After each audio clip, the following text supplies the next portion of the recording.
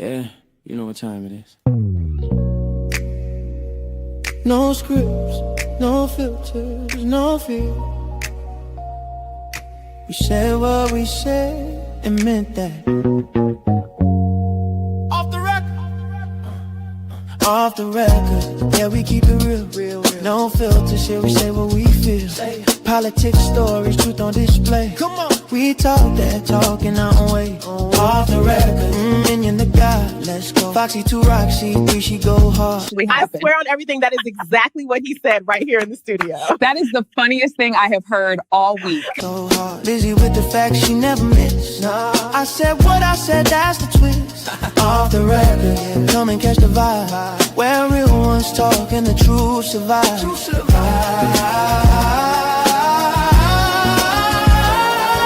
Late night truth, we don't just speak. We pull the roots from what they keep. From pain to progress, we light the flame. No spin, no script, we call it by name. Minion bring the vision, Foxy bring the flame. Lizzie drop a cease, it'll never be the same. I said what I said, say it loud, no shame. We take the truth global, remember the name. No apologies, no disguise. Just soul and purpose in our eyes. We move with power, bold and free. Say it loud, you gon' feel this energy.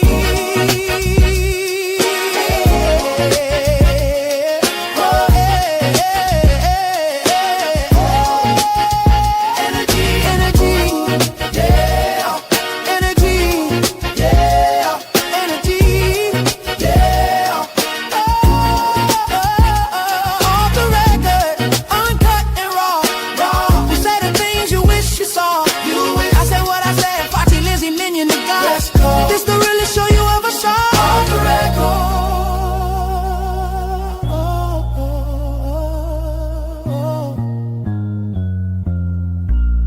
We said what we said. Off the record. Yeah. Yeah. We said what we said. Off the record. Hey, what's going on, everybody? It is Off the Record live stream with your boy Minion the God, and we got my co-host. I said what I said. The best co-host in YouTube land. What's good? I said what I said. Hey, everybody. Nothing's going on, Minion. What's going on, everybody? Welcome to the show. And I sure appreciate that compliment, Minion. Oh, yeah, for sure. Yeah. Couldn't do the show without you. I heard that. Okay. Well, we got a great show for you guys tonight. We hope you enjoy it. We put a little work into it. And, it's going to be the hood politics once again. And we're going to bring our best, do what we do. Yeah, I think we rebranding ourselves because I think we know that there's a lot of people who talk politics, but not a lot of people in the sector where the hood people live. So right, we want to be able to bridge that gap. Right. And so we want to inform the people. Right. Absolutely. And just in case you're not paying attention. Now, before we get into the shout outs, guys, hit the like button. It definitely means a lot to us. We also are trying to grow the channel. So if you haven't done so yet, make sure to hit that subscribe button. Make sure you take your ass over there to I Said What I Said and subscribe to that channel as well. Along with, of course, Off the Record, the native channel here. So with that being said, let's get into the shout outs. Okay. And I do have my channel link in the chat. So, you don't even have to leave the show to subscribe. Just hit the link and we'll go ahead and add you to the family. But yeah, let's get into these shenanigans tonight, Minion. All right. And we do have one person who has spoken in the chat. So welcome. What is that? RXA? Or something like that? RH3EY. Welcome, welcome, welcome, and thank you for being here. All right. So, with that being said, y'all, we already know the Orange Goblin, the what you call him? Orange Agent Agent, Orange. Agent Orange, Agent Orange. Yeah, Agent Orange. Cankles McTaco Tits, who always Trump always chickens out. Right. And he threatened Iran this weekend, and then he said that Iran was in cahoots with him, or they were in negotiations with each Uh-huh. other, and Iran basically released a statement saying, nah, sir, Yeah, you lying. you haven't taken your meds, sir. Your Yeah, dementia is stop kicking the in. cap. We ain't had no kind of conversation, sir. Go Right. take your meds. That part. So They've been making memes about him. You know, he's keeping Iran's name in his mouth. He also said Iran gave us a present, but he's not going to let us know what the present is. So, can it be lower gas prices? Can it be lower food prices? I don't Can it think be? I don't think any of that's happening. So we'll Oh see man, what the surprise is. But yeah, he said Iran gave us a surprise present, and hopefully it's not any missiles or anything, because that's the only thing I think they're gonna surprise us with. I don't think they're gonna be giving out any nice gifts. Hmm. They definitely that gift didn't include opening up the strait. So No, no, no, no. It's not including that at all. well, we have a lot to talk about today, including the Strait of Hormuz and Iran with their shenanigans. But we're also going to talk about a lot of other stuff too. So we're going to start the show off with a patriot. And I'm not sure what this guy's name is. Maybe you know what his name is. Kyle Having a Kalinske. toddler play with a loaded handgun. Oh, that's Tennessee Brandon. Okay, so we're gonna start off, guys, with Tennessee Brando. Brandon No, Brando, Brando. Tennessee Brando. and not sure what is this video. What is he talking about on here?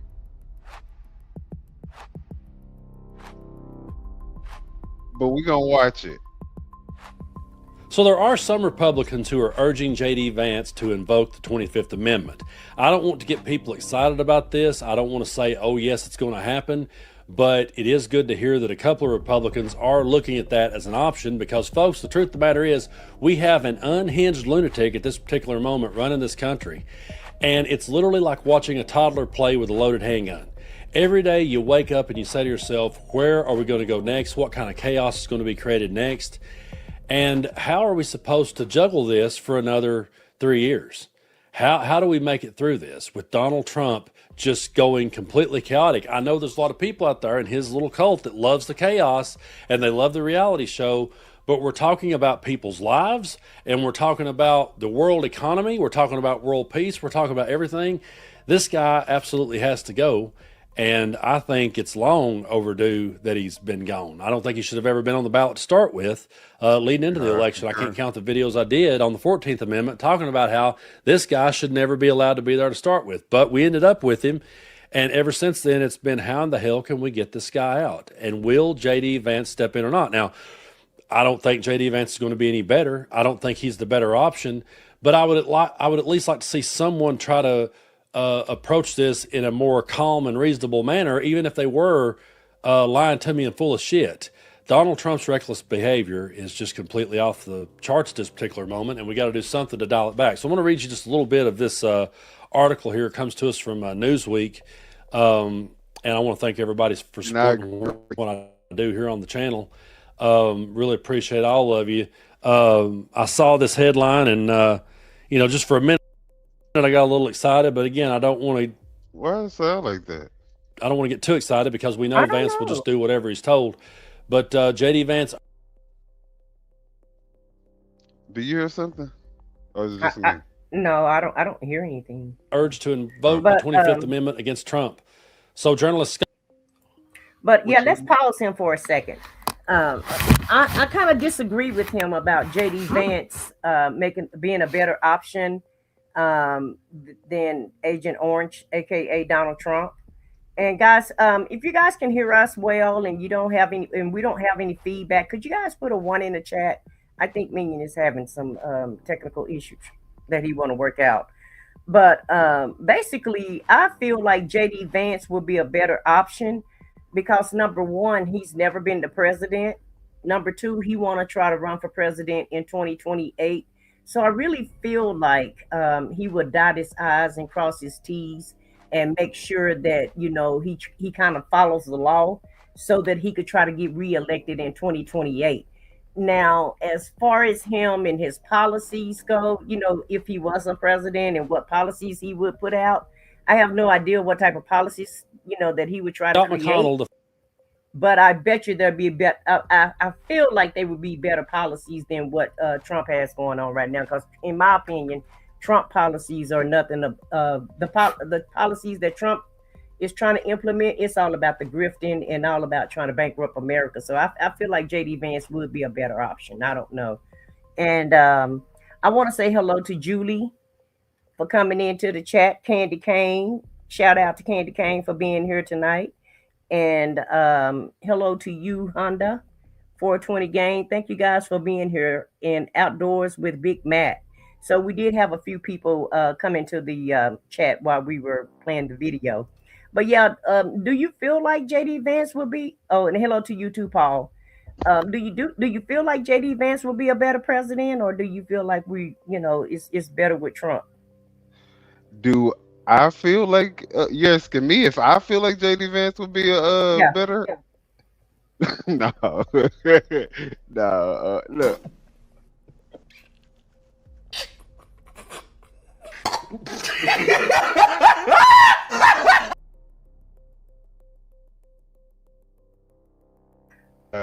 That's how you and feel. that's how I feel when I Oh, think okay. about JD Vance taking over Trump. So You don't think he would try to do a better job just so he could, because number one, he would only have what 2.2.5 years, a little bit more than a half for right now. So if they invoke the 25th Amendment, you don't think that he would try to do a better job than what Trump is doing just to try to impress the American public, and then once he becomes the legitimate president, because if they invoke the 25th Amendment, he automatically be president, right?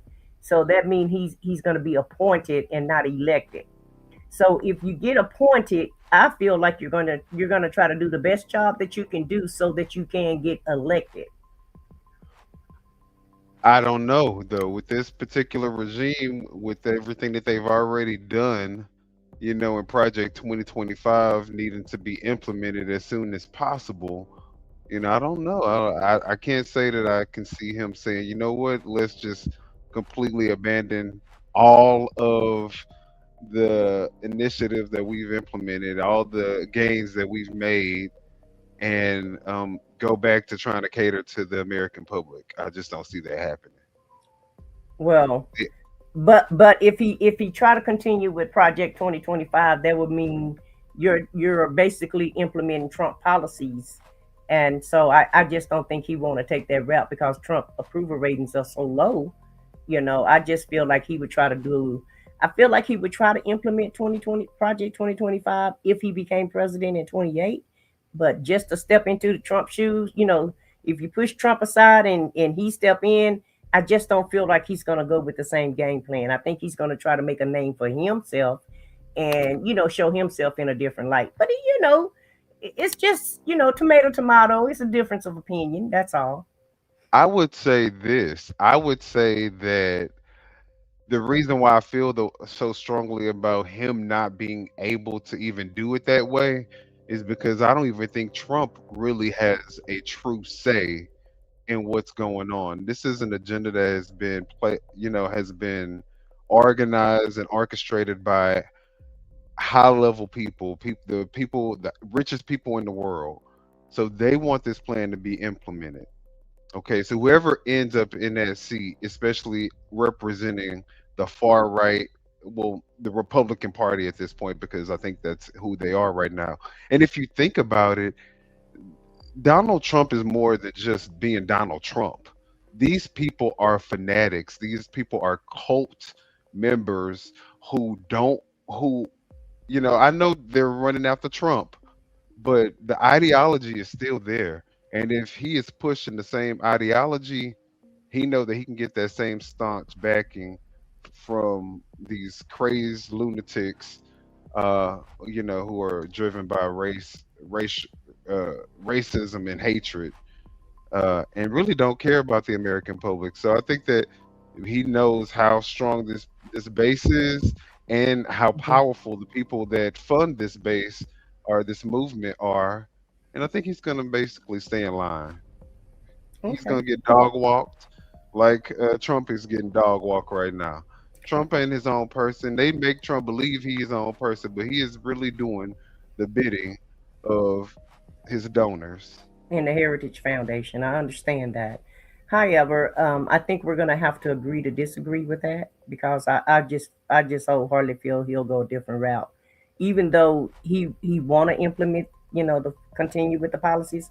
I just feel like he would do them if he got elected in 28. I think he would be able to put it on hold and put it on ice. And number two, Try to MAGA, regain the uh-huh, American yeah, try to regain trust. the trust of the American public. And number two, MAGA don't really care for JD Vance like that because keep in mind he has an Indian wife. Even though Trump Right. got a, even though Trump got And they all know he a wore wife from mascara and Slovenia, yeah, yeah, yeah. but he's Trump, so for whatever reason he doesn't have to follow the same rules as everybody else does. But JD Vance has been mocked for having a wife that's so dark and she's from India. So I don't think MAGA approve of that. Yeah, yeah. I really don't That's think why I that say what I said. outside of Donald Trump, Hmm. MAGA would approve of anyone in this damn cabinet. Even No, Pam Bondi white ass. I don't even think they would approve of her if it wasn't for Donald Trump giving his stamp of approval. I think yeah, they yeah. all can't nobody they can't stand none of these people in this cabinet. From Stephen Miller, who seems to me to be a sociopath or have some type of mental disorder. And that's just my opinion. I'm not any type of person that can say anything about people, but something ain't right about him. Hmm. Um, Caroline Levitt, who looks like Miss Piggy, who on fucking in Ozempic. That's all she looked like is a fucking, you know, that's Hmm. not American Barbie. Her lips are fucking too. She at 26, she gets more injections and they still ain't even amount to nothing. Hmm. So she they don't want her to represent them. And then, of course, those are the. But if we go down the list, none of those people aligned with MAGA. From Marco Rubio to JD Vance to And don't uh forget, Agent Orange is not really aligning with MAGA this time. And that's the whole thing. See that I feel like that's the part that you're missing. You have to groom MAGA to make them feel like you're on their side, and then you throw the whammy at them like Trump did. Because the first administration, he played like he was on their side. He also played like on the campaign trail that he was on their side and he was going to implement, their policies: no wars, lower prices. You're going to have affordable living, he and gave none of them his own Bible. That's yeah, how much he yeah, played into that yeah, white he played Christian. them. Yeah, Yeah, he played them with a bunch of lies. And now that he's in office, he's doing what he want to do. And I feel like JD Vance would do the same thing. I just feel that way. yeah. He said, well, he did tell the people. He said, you only have to vote one more time, just Yeah. one more time, and you won't have to do it again. And you never have to vote again. So, well, let's Yeah. finish here what our man has to say. I mean, both are valid points and ways to look at it. It's just so hard to even follow what this person, this administration is capable of and what they're willing to do. And if he were to get the power, if we could really trust him, is still up for debate. So, Founding editor of the American Conservative magazine has called on J.D. Vance to express his support for a transition of power based on the 25th Amendment. McConnell wrote in a post on X on Sunday, "My advice to Vance is announce your support for a 25th Amendment transition. Announce that you will not be, say that Senator Chris Murphy or similar will be VP. announce you will not be a candidate in 2028, and use your position across the media to explain why this is necessary, and don't resign, he added. In a follow-up post explaining his reason for picking Murphy, McConnell wrote, an anti-war Democrat, smart and not super woke. The 25th Amendment sets the legal framework for a transfer of presidential power to the vice president if the president becomes incapacitated or is unable to fulfill their duties, dies, resigns, or is removed from office by impeachment. And media outlets have noticed that Vance has sidestepped giving public votes of confidence in the war, as he did with the U.S. capture of Venezuelan President Nicolas Maduro in January. Asked for his advice to Trump on Iran, he told reporters on March 13th, I hate to disappoint you, but I'm not going to show up here in front of God and everybody else and tell you exactly what I said in that classified room, he said, referring to the Situation Room. This is Vance. Partially because I don't want to go to prison, and partially because I think it's important for the President of the United States to be able to talk with his advisors without those advisors running their mouths to the American media, he continued. Now, according to a new Politico poll conducted on March 13th to the 18th by London-based Public First, 81% of self-identifying MAGA voters and 61% of non-MAGA voters who supported Trump's return to power in 2024 backed the strikes in Iran last month. While most Republicans are holding steady to their faith in the president, only 43% of American voters supported the strikes, according to the same poll. A majority of MAGA Republicans, 58% surveyed, said that they believe the U.S. must achieve its goals in Iran. And you know, it's crazy that these numbers. Are these people polling? Is what I want to know. Because who in the hell wants a war that's just bringing higher prices?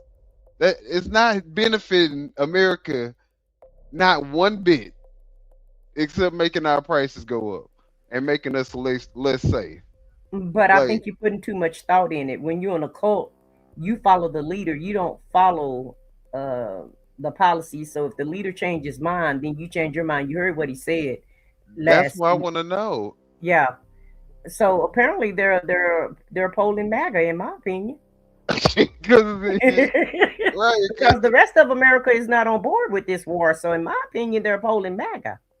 And you know, and rightfully so, because that's who Trump's base is.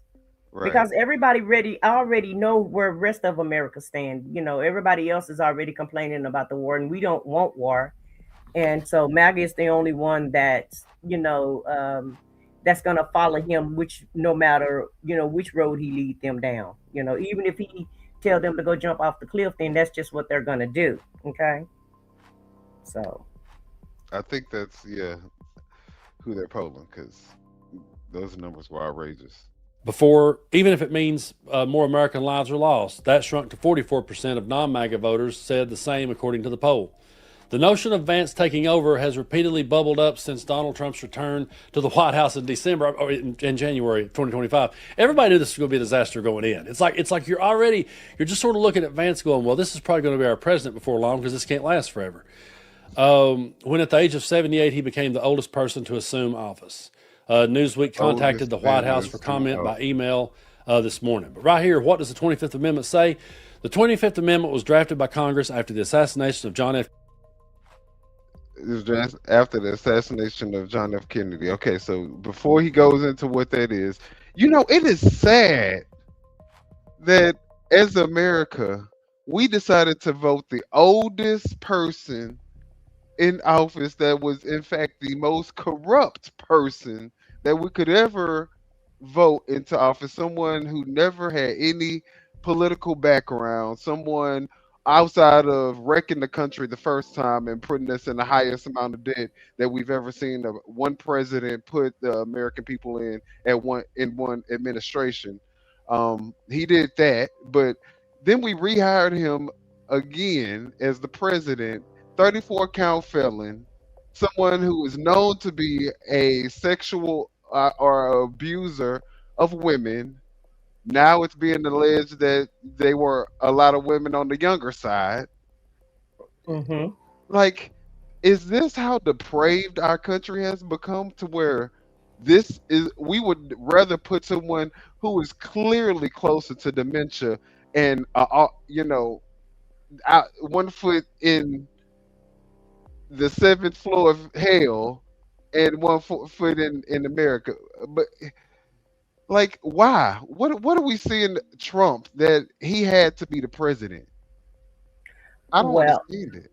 I think you're not putting all the components together. And right, you're rightfully so to ask the question, because make it make sense. Now, the Democrats ran an old man out of office just for the Republicans to put another demented old man in office, and make that make sense right there, first of all. Right. And second of all, America is still racist and America is still misogynistic. Okay. And so that's who the candidate was on the opposite side. You had a black woman that was running for president, and America just is. I guess they're still not ready for a black person to be in office, and they're definitely not ready for a woman to be in office. And so they rather have a criminal in office versus having someone that's qualified to be in office. Right. So that's Someone why that's we're in the competent. space. That's why we're in the space that we're in today. And these people are okay with former Fox weekend show host running the Department of Defense. Right. It's this madness. Kennedy in Yeah. 1963 and was ratified. The whole cabinet is just totally incompetent. Nobody. Marco Rubio is probably the only person that he put in place that knows what anything about government. Everybody, and Pam Bundy too, because she used to be the AG for Florida also, so she have a little experience. But in some of these people, they Florida, know. though, I think that disqualifies you when you say Florida. So I'm sorry. She It in alligator country, so she she disqualified because she in alligator country. yeah, nah. But Yeah, she did have a little experience as far as running the government. And hell, right. I'd rather have someone that has little experience than none whatsoever. Like the most of the cabinet and most of the people that's over the heads, that's over these entities. They don't have a clue of what's going on. Just like a lot of them didn't have a clue in the first administration. But he didn't hollow out the department, so you had people with the experience that could help run the agency. But now, since Doge came in and got rid of all the older people Federal, that was yeah. employed, and the experienced people, it seemed like that's what they wanted to do. That was the intention, was to get rid It of all the literally brought experience. in a whole bunch of young people. Like, Yeah, and put some people in there that don't know what they're doing, so that way they can run amok and do what they want to do, and nobody's gonna say anything because nobody know any better. right, So I feel right. like that was the name of the game anyway. That was the plan. Well, they did it. 38 states and 67.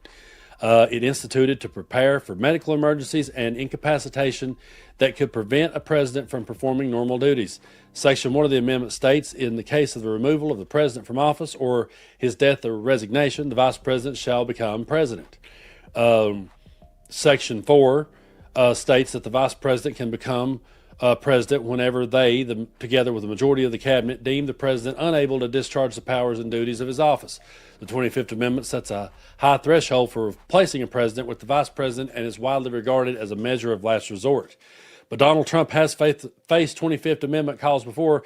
Democrats have called for Section 4 of the 25th Amendment to be called on several occasions since the first term in the White House, including after the Capitol riots on January 6th. So, folks, I don't know, if J.D. Vance would ever do this, but, if you look ahead, or if he looks ahead to a political career, how does J.D. Vance have a political career if Donald Trump does end up going down for all of this? And how does he Right. really have one in 2028 when he's trying to stand there and say that he wasn't part of this? How's he going to distance himself from it then if he won't say now? I look around, and I've said here on the channel before, I could see some B-side sleeper candidate like a Tucker Carlson sneaking in and getting the Republican nomination, because at least he would be able to say that he didn't support the things that Trump did, and he could say he's been speaking out against Trump. How the hell does J.D. Vance have a career after this? And how does J.D. Vance stand on a debate stage with other Republicans who will be coming after him? And then how does he face down against the Democratic challenger if he's the nominee? How does he face that when he's went to bat for Trump every step of the way and enabled it? He's going to have the stench of Donald Trump all over him. And what we're seeing right now more than ever is Donald Trump becoming more and more unhinged. And I don't know how that we end up getting out of this one. I don't even see voting our way out of it, to tell you the truth, because I really have no faith that we're going to have free and fair elections. And again, I'm not trying to be hyperbolic or bring down the room, but it's just realistic. You know, when you I mean, he's right because they are doing everything that they can to make it hard for regular people to cast their ballots when election time comes. So yeah, it's it's a real crazy spot that America finds itself in right now, where on the interior, Americans feel like the government is going against their own people, and then you have America fighting everyone on the exterior. It is like, what are we doing here? What is going on? Because we isolate other countries to the point where you don't really even consult with any of these countries when you decide that you're ready to just strike Iran, and then you start begging and groveling to them so that they can come help you, for them to tell you, no sir, you got this. You made this bed, now lay your dumb ass in it. Exactly. But I think you're underestimating the American public also, because seems like to me they forgive and forget really, really quick. You know, Well, they said they didn't want no wars. Now they're on board with wars as far as MAGA go. So I feel like the Republicans and the Democrats both demonized each other so much to make everybody look subhuman, to where you have to pick a side. You know, they right, got it's that's the point that we are in politics. It's no longer I just disagree with you. Now I have to hate you. You right. know, I have and to wipe so you out. I have to, yeah, I have to take you off and have to wipe you out. And I have to say the most disgusting things that I can find to say about you and demonize you. And so everybody's just going to pick their side. And so you automatically see you saw what happened with Trump and Kamala Harris. So But you saw those choices. You clearly right, had someone that was totally qualified to be the president, and you had someone that was totally not qualified to be the president, but they put the not qualified person in, over the qualified person, because she's a black woman. And right. so Because hatred and the hatred and the racism racism would take prevailed. precedence every time. Right, Yeah, it's going to exactly. prevail and take precedence every time. And that's the sad part about it, because these people are using their hatred, and their racism and their indoctrination from a young person that black people were somehow less qualified or less than them, not Hmm. equal to them. So Yeah. they have lived their lives thinking this absurd, because the most uneducated people in America, I mean the largest number of uneducated people in America, would happen to be on the white side. But the thing about it is, these people are cheering on for their own demise, because Trump cares absolutely nothing about these people. He used No. Yeah. all of their ignorance, their hatred, their stupidity to get him in office, and now he could care less if their gas prices go up. He could care less if they're no longer able to um, take advantage of the medical subsidies. He doesn't care if these people no longer have SNAP benefits. He could give a fuck less, and the people who are still supporting him are so stupid that he's like, just a little sacrifice for a better future. This is all you're gonna see everything come into place if you just sacrifice a little longer, and just a little longer, and just a Well, little more. right, right. It's And they're always like, just give me a little bit more, give me a little bit more. Meanwhile, he's yeah, continuing to grift off of them and enrich his pockets while America go bankrupt. and we're gonna talk about the fact that we are literally on the verge of bankruptcy, and we may already be there because these are just the It ain't numbers no that are coming verge. We out. are bankrupt. It's not on. We not on the verge. We are bankrupt already. Yeah, The Federal Chair said that we're insolvent, so that's bankrupt in my mind. I mean, it's definitely grounds for normal people to file for it. So, um, the one thing that we can go ahead and move over to, that's pretty much the end of that video. But there are a few videos in here that we want to talk about, and since we're talking about insolvency, I think that we should go ahead and bring in Tabitha. I know her name. um, she's going to tell us about the current state Yeah, and of. shout out to Tennessee Brando for that video. And y'all go ahead and go subscribe to his channel if you like his content and you want to hear more of, the insightful things that he has to say, because he's definitely keeping up with the politics. Absolutely. Real quick, the United States is now bankrupt. Under Donald Trump's leadership, the Treasury Department just declared that the United States is insolvent, and news media is not talking about it.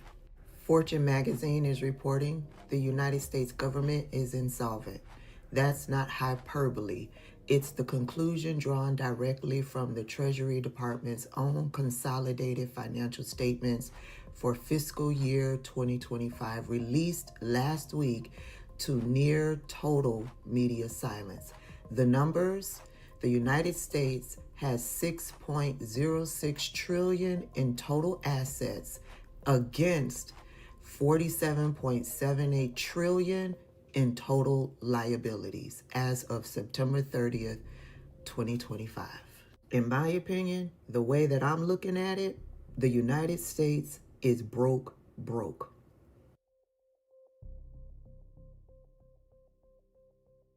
Dang, I can't forget. I keep forgetting, but y'all, 6 trillion over 47 trillion. That is insane. And Insane. he's asking for 200 billion for this war that he says is not a war, right? And That's what he say. He that's says what he that say. What did it's he say it was? excursion. It's an excursion. Yeah, Excursion. an Uh-huh. excursion. So he want $200 billion for an excursion, and I feel like that was the reason why he was trying to get rid of Jerome Powell, which is the Federal Reserve chair. He was trying to get rid of that man, and that man had to go fight for his life to keep his job. But he's still going to leave in May, and that's when his term is up. If they can confirm a new person, if not, then guess who get to stay? So let's see what they're gonna do. But I feel like that's one of the reasons why he wanted to get rid of Jerome Powell, because Jerome Powell is going to tell the truth about the economy.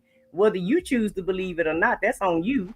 But he is the Federal Reserve chair, and he knows what he's talking about. Okay, and he was in what, 2 or 3 administrations being the Federal Reserve chair, so he knows what he's doing. And so I feel like Trump would love to cover things up, and so I feel like that's one of the reasons why he was trying to get rid of him, so that he can manipulate the interest rate the way that he want to manipulate it, and lie to the public, and and tell the public that we're not broke, when we're actually, like Tabitha say, baby, we Broke, broke. broke. Okay, Not we are broke. broke. We broke. So that means your kids, my kids, your grandkids, your great grandkids, everybody's gonna have to pay for this. Gonna have to pay the price for Trump being in office, and it's gonna last for generations. Okay, it's not gonna just be this one administration. One and done. Yeah, it's not gonna be one and done. So what they're gonna have to do now is they're gonna have to start printing money, and when you start printing money, that's gonna cause stagflation. Inflation. Yeah, yeah, Yeah. it's going to cause stagflation. And it's going to cause inflation, and the value of the dollar is going to go down. Watch and see, before it's all said and done. Unfortunately.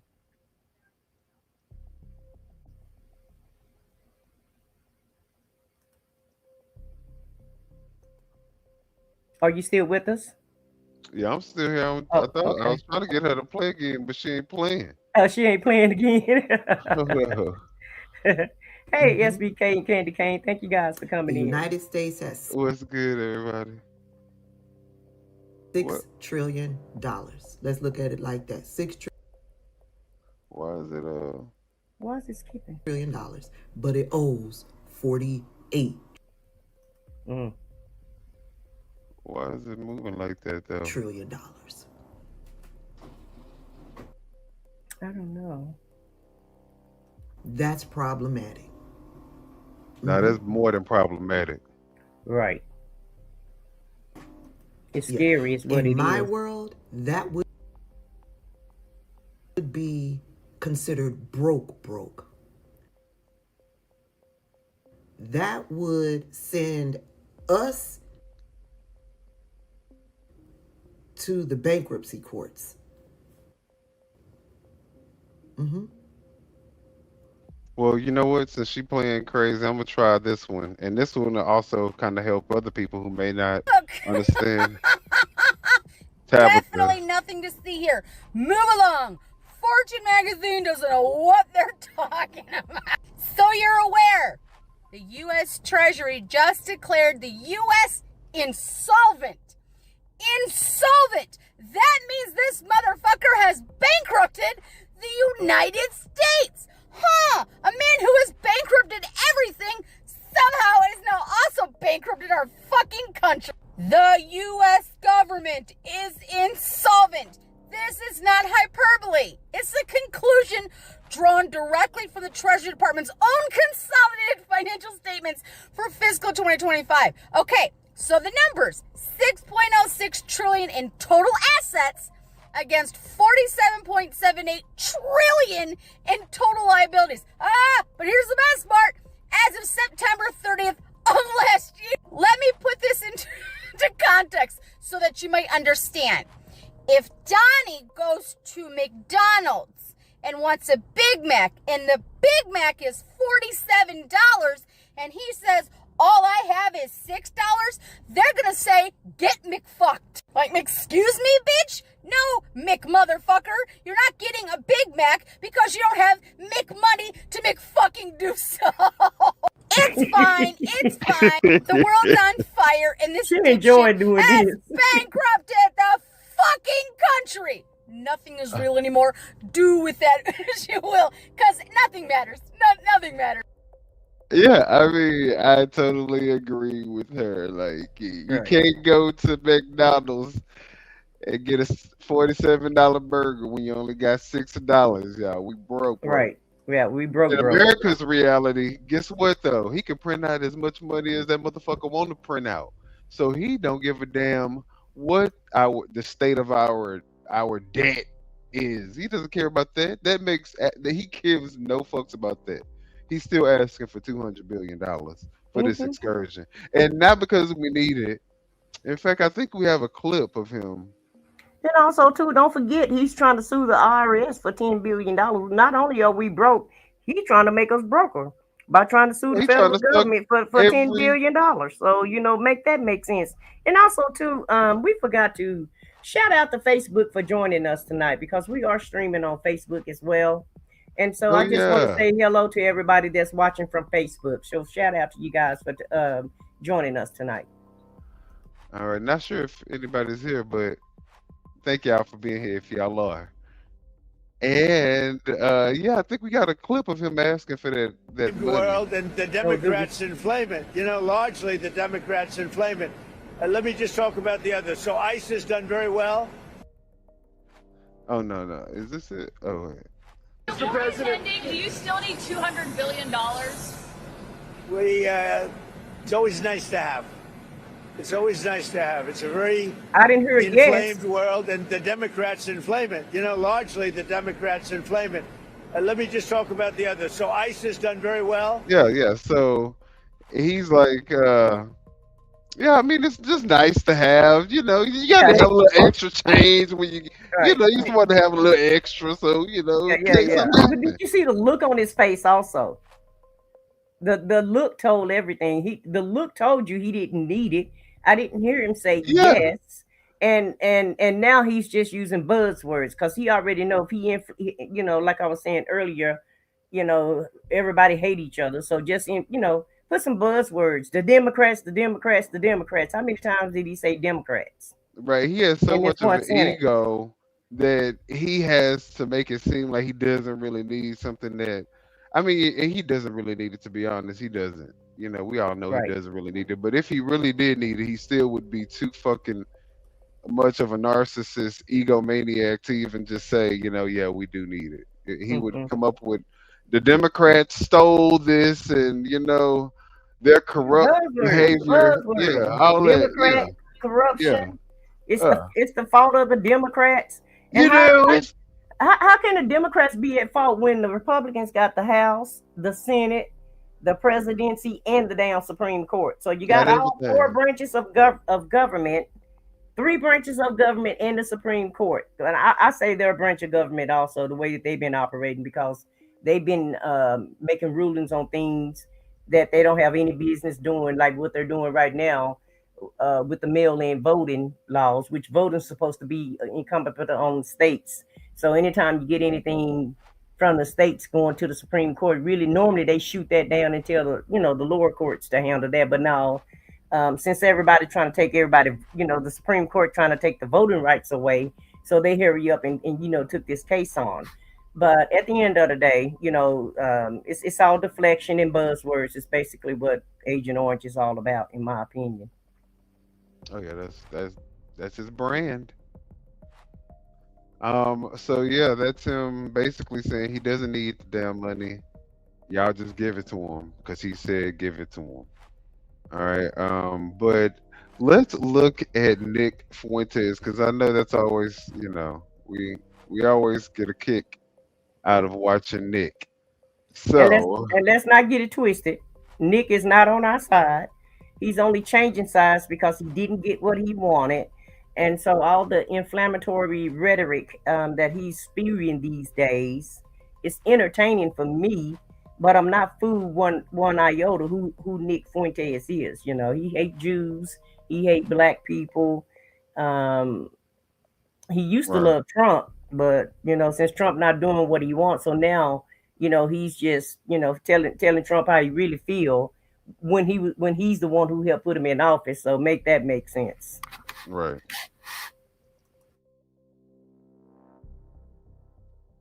Like I said, day 24 of the conflict. We've now entered the fourth week. 2 more weeks, guys. Just 2 more weeks. 2 more weeks to flatten Iran, and then we're out. Then we're done. And our big development for today is about the mother of all tacos. Trump always chickens out. And honestly, this one caught me a little bit by surprise. I can't lie. I honestly thought on Saturday, I said, there's no way he's walking away from this.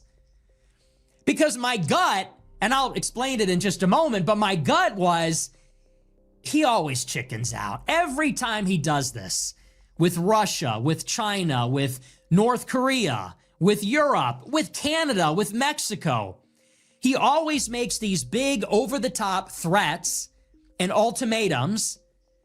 And then invariably, every time, he always chickens out. And so he'll tell Invariably. Russia, you've got 60 days to make a deal, or else, I don't know, something's going to happen.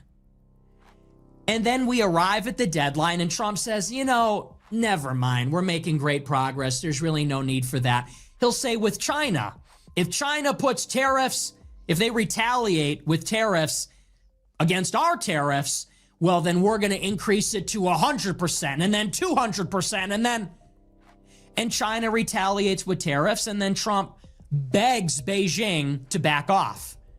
So this has been the pattern over the past year and a half. You had this in the first administration, but it's really a problem in the second term. So on Saturday, Trump issues this huge ultimatum against Iran. I didn't get a chance to cover it because I didn't do a show on Saturday. But over the weekend, Trump puts out on Truth Social this huge threat and says, if Iran doesn't open up the Strait of Hormuz in 48 hours, then we are going to destroy their energy infrastructure. We're going to destroy their oil, their natural gas, all their critical infrastructure. As we have talked about up until this point, this is the nuclear option. Not the literal nuclear option, which might still be on the table, but this is a huge red line in the conflict to cross. If he did that, it would constitute a significant escalation, which Trump has been trying to avoid, actually. And we talked about this all last week. The reason that Trump and the United States don't want to make this an energy war is because, one, an energy war of any kind will constrain the global energy supply and cause inflation. Exactly. Everything runs on energy. It's a global transportation, economy, industry, all of it. It all runs fundamentally on electricity and fossil fuels. And even the electricity runs on fossil fuels for the most part also. So if we attack Iran's energy, we constrain all the energy and prices go up. But then additionally, Iran can do the same thing to us and our energy providers. And so what we do to them, they will visit upon us, and the effect is compounded. They will attack the energy in Saudi Arabia, in Qatar, elsewhere, and that will further constrain the energy supply, further increase prices. So that's why this is a really big deal. Trump says if they don't open up the strait, which they're surely not going to do, if they don't open up the strait, we're going to decimate their energy. Predictably, Iran almost immediately comes out and threatens exactly that. Iran's foreign minister comes out within hours of Trump's statement and says, well, if the United States bombs our energy, we'll bomb Saudi Arabia, we'll bomb Qatar, we'll bomb the United Arab Emirates.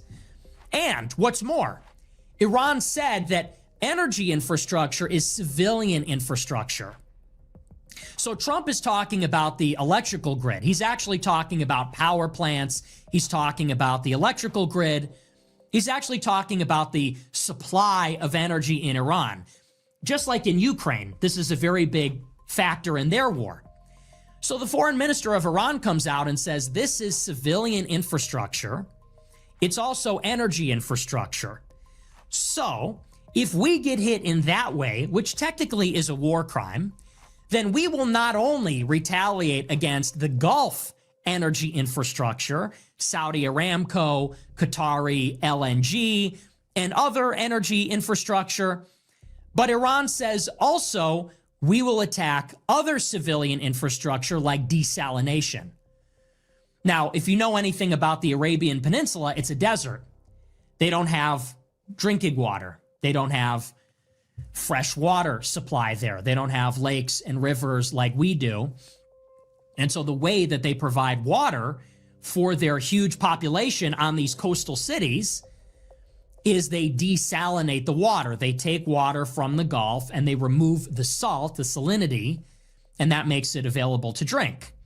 And these desalination plants in Qatar, in the United Arab Emirates, they supply the drinking water for the entire population. And if those desalination plants go offline, they only have a supply of drinking water for about a month. That's a big problem for the millions upon millions of people. And that's the reason why Trump keep giving a deadline, because he automatically know everybody is going to lose if you start trying to decimate their energy infrastructure. And Iran is not playing with Trump. I think Trump thought that this was going to last like 2 weeks. You know, like Nick said, you know, I think he thought it was going to be like Venezuela. He was just going to run in there and take the Ayatollah out and then make a few demands and threats, you know, bully his way through the conflict and then just, you know, pull his marbles out and pull out. Yeah. And so Iran not going for that. Okay. And Iran is ready to decimate everybody that's in the Persian Gulf, that's in the Arab world over there. They're ready to tear everybody down. They're gonna bring the whole house down. And when you do that, and you start messing with all these other Arab countries, then it's going to cost some money for everybody. It's going to cost the United States money. It's going to cost other countries money, and it's going to cost the Arab nations money and destruction. And we're all going to be in the same position if we tear each other's infrastructure down. We tear each other's energy infrastructure down. Everybody is going to pay the price for it. So, and then, like he said, hopefully they're not going to launch any nuclear weapons. But as crazy as Agent Orange is, I wouldn't be surprised if he's not thinking about doing that next, just to try to get his way. And it's all a damn shame, because all of it is just to deflect the Epstein files that people are, kind of forgetting about. Because basically, I feel like he launched this war to turn the news cycle around so that people won't be so focused on Epstein files. So that especially the national media. Social media is still trying to keep it alive, but the national media is not talking about Epstein like they were before he entered this excursion, as he say, quote unquote. Yeah, they definitely done moved on. That live in these cities that rely on that for water. Otherwise, they die. Very quickly, you have forget about energy prices, forget about inflation. Now you've got a real problem on your hands with the tens of millions of people that live in all these major cities. So this is all predictable. And we talked about this last week. It cannot become an energy war because Iran actually, in this narrow context, maintains escalation dominance. And that means that they hold the ultimate checkmate. They have the ace up their sleeve. They have the better hand in this. They can always take it further. Whatever we do to them, they maintain the ability to launch drones and ballistic missiles because of the mobility, the abundance, how cheap and economical these weapon systems are. And so we can literally drop nukes on them. We can drop the biggest conventional ordnance on them. We can hit them as hard as possible with our whole arsenal. We could invade, for that matter. We could even invade. And they would still maintain the ability to launch missiles from the shoulder or from the back of a pickup truck going 100 miles an hour on the coast. They could still launch drones that can and will hit the desalination plant, Saudi Aramco, Qatari's LNG facilities, and inflict severe detrimental problems on the Gulf countries and then the global economy. So this is why we didn't want to take it there, because whatever we do to Iran, they could always do something worse to us, something that we actually cannot tolerate. And so this is why I say Trump makes this threat on Saturday, and he's really putting his credibility on the line, because it wasn't exactly ambiguous. There wasn't a lot of wiggle room here. Trump said in all capital letters, you have 48 hours. Open up the strait, or else. If you don't open the strait in 48 hours, we're attacking Bushehr, we're attacking your electrical grid, we're attacking your power plants, and that's it. And that's your last chance for peace. These are his words.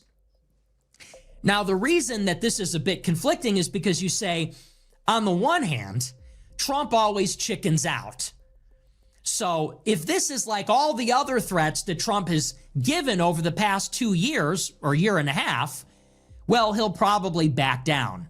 Because as I said, there's a quick survey of examples. There was the trade war with China almost exactly a year ago today, where Trump chickened out. There was his ultimatum, or actually series of threats against Russia over the entire course of last year, where Trump always backed down and chickened out. And so you see this threat over the weekend and say, surely this is not serious. Because if Trump follows through, and almost certainly he's going to have to, Iran maintains this capability. They're not going to open up the strait. They know how that will play out. Definitely not. They know that they're able to hit the Gulf, and Trump knows that, and they know Trump knows that, and so on and so forth. I said, so surely Monday will come. The Strait of Hormuz will remain closed. Trump will be forced to make good on the threat. But he knows what will happen, which is unacceptable. It's unacceptable for all the Gulf countries. It's unacceptable for Washington. So if history is our guide, then Trump will have to, in that case, back down. Monday will come. They will not open up the strait, and Trump is going to have to say, forget it, never mind. Well, it's Tuesday now, so and that's exactly what he said. He actually gave them 2 more weeks. Is basically what he did. He extended that threat for 2 more weeks. You know, because everything is in 2 weeks. That's a special number. Yeah, the 2 weeks. Yeah. The infrastructure going to be in 2 weeks, and jobs are going to come in 2 weeks. That's the magic number. We're going to have insurance in 2 weeks. Everything in 2 weeks. I guess that's long enough for people to forget. At the same time, as we've talked about in this conflict so far, that's what they probably we are in a stalemate. And the stalemate consists in the fact, as we've just discussed, that Iran maintains escalation dominance. There's nothing we can do to Iran to either A, topple their regime and destroy the personnel that are carrying out and prosecuting the war, or 2, suppress their ability to inflict damage on infrastructure in the Gulf and against the United States and Israel, and close the Strait of Hormuz.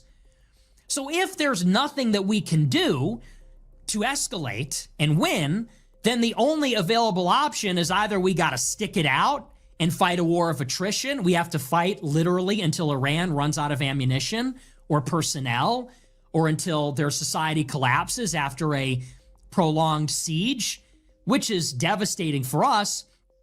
Or, and this is the most likely outcome, we have to retreat. We will have to retreat without achieving all of our objectives. We'll have to leave the Iranian regime intact. They effectively exercised a veto over our war using the Strait of Hormuz, which means that now we've ceded control of the strait and therefore the global energy market to Iran. And even though we've inflicted a lot of damage on Iran's military, they will be able to say, for those reasons, it's a strategic victory for them. They will say the U.S. and Israel threw everything at us and we survived. And that's our mandate to govern. That is why the Islamic regime isn't going anywhere. And what's more, the United States better not try that again. And there's a word for this. It's called deterrence. Iran has reestablished deterrence over the U.S. and Israel, whereas in the past, the U.S. and Israel provoked Iran repeatedly and confronted Iran and seemed fearless in provoking and confronting Iran because they made assumptions that they could defeat Iran. Now, Iran is able to say, well, you tried it and you failed, you lost. You didn't get what you wanted. We denied you. And so now in the future, you will be less likely to confront us again because you saw what we're made of and you saw what you're up against. You saw that in the end, there's nothing you can do. We're too big, too many people, our bench is too deep, we have too many drones and missiles. So in the future, you're not going to try it. We have effectively deterred you from intervening again. Now this is a very critical concept. The reason that Trump wants to escalate to de-escalate, the reason that Trump wants to find a way to exert leverage against Iran through escalation, without boots on the ground, without nukes, to break the stalemate, is because he knows, and the military planners know, and Israel knows, that if we just walk away without any grand finale, without a climax, without actually achieving anything tangible or persuasive that we can tell people that we won, then that is what it looks like. It looks like we went whole hog, we didn't get what we wanted, we shrugged, and we walked away. And the whole world has taken notice, Iran included, and their people, that Iran won the war. So what Trump is trying to do to break the stalemate is he is going to have to, in a way, bluff his way out of this.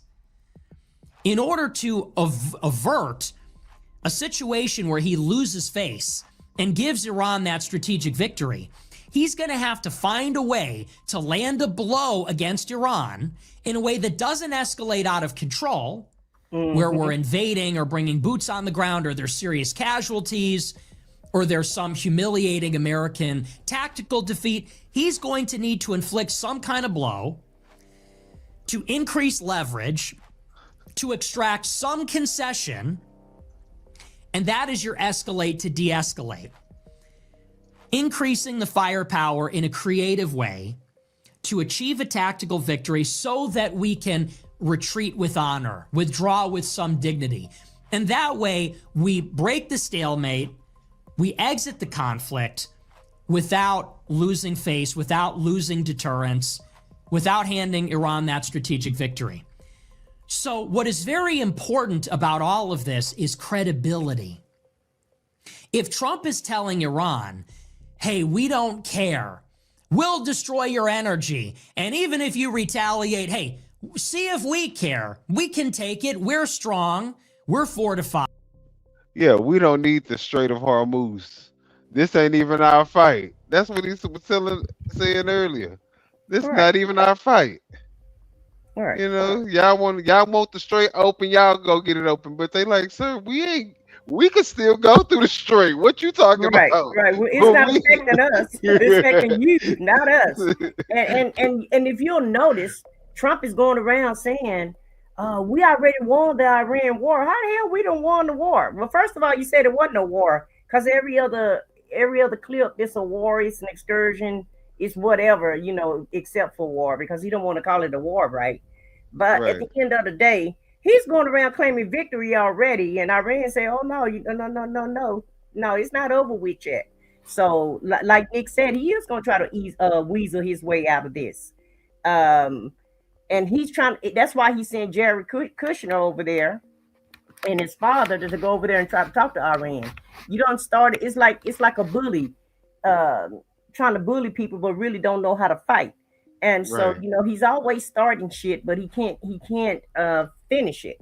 And it seemed like that's a pattern that he does. He gets himself in a mess, and then he asks somebody else to go clean it up. And basically, that's the reason why he told Iran they have 2 more weeks to open up the strait of Hormuz, because he's trying to get Jared Kushner and his father to go over there and clean up his mess that he done started. But I don't think it's going to be that easy. I think he in a FAFO moment, and I think he's messing with the wrong people at this point. Yeah, I feel like he thought he saw a grift where he can make a lot of money, Mhm. a lot of money, real quick. N-O, Yeah. He thought he was what he saw, but he did realize the ramifications that came with that, and Yeah. I think that he's learning. Yeah, it wasn't gonna be that easy. And the whole thing about it, that's the reason why previous presidents have always tried to be diplomatic with Iran. You know, Obama set up, you know, a whole deal with Iran so that they wouldn't produce nuclear weapons. And Trump went and just, you know, dismantled that and started this war with Iran, and, you know, along with Israel. Really got Israel, well, really Israel kind of put Trump in this war with them. And I seen BB's talking Yeah, about dog walk Trump into yeah, this war. Netanyahu said that Trump, even if Trump want to stop this war, he can't stop this war. He said Yeah, Trump he is not in said, yeah, charge of Trump it. don't have no fucking say. Yeah, He is a fucking pet. He did right. what we made him do, what we couldn't make anybody else for 40 plus years do. He was Any other stupid enough. administration, we got the y'all put the dummy in office, the 34 convicted felon, the person that probably is not smarter than a 3rd grader, let alone a 5th grader, the Mhm. person who has to wear orange makeup before he actually comes out to speak to the American people, the person whose cankles are so fucking big, even with compression socks, that it looks like he got fucking bell bottoms on because his fucking ankles are so fucking swollen. This is the person that y'all put in office that Netanyahu dog walked and told him, make sure that you have them fucking troops ready because you striking on this day. and get that shit straight, and he got it straight, and he did what the fuck he was told. And now Stop what are we playing. doing? Deploying troops on the ground. We're deploying troops so that they can be boots on the ground at this point. Pretty much. Yeah. For Israel. Because what the hell are we getting out of this? Again. Can't Nothing. nobody tell us what we get out this damn war. But higher gas prices. Okay, I finna say, we got broke pockets is what we got out this war. Exactly. Trump has to effectively convince Iran that he is suicidal. He has to convince Iran that he is willing to do things to them that might be detrimental for us. Let me just pause it right here with that dumb comment that you just took off. First off, how were we at war with Iran and we done gave these motherfuckers weapons and money? So we funding them to be at war with us? Maybe you should do your research. I ain't gonna even entertain that comment any further because it's stupid on its face. But we don't care.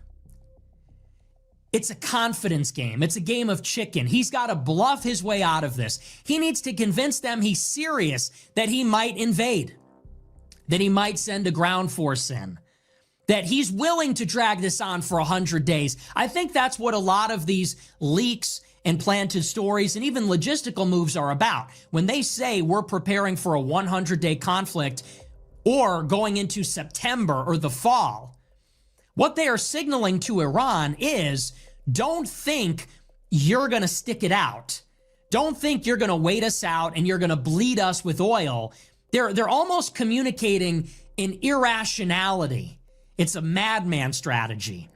They're telling Iran, if you think that you've got us by the balls, if you think that you're going to use the oil market to hurt us economically and you're going to force our hand and you're going to somehow get out of this scot-free, you're mistaken because we're settling in for the long haul. And I think that's why they make those moves. Because every time you see a statement like that, every time you see a story like that that says we're moving intelligence and logistics personnel down to Florida until September, when they say we need $200 billion to fight a 6-month war, when they say these things, we're going to hear that and groan and say, oh, another forever war.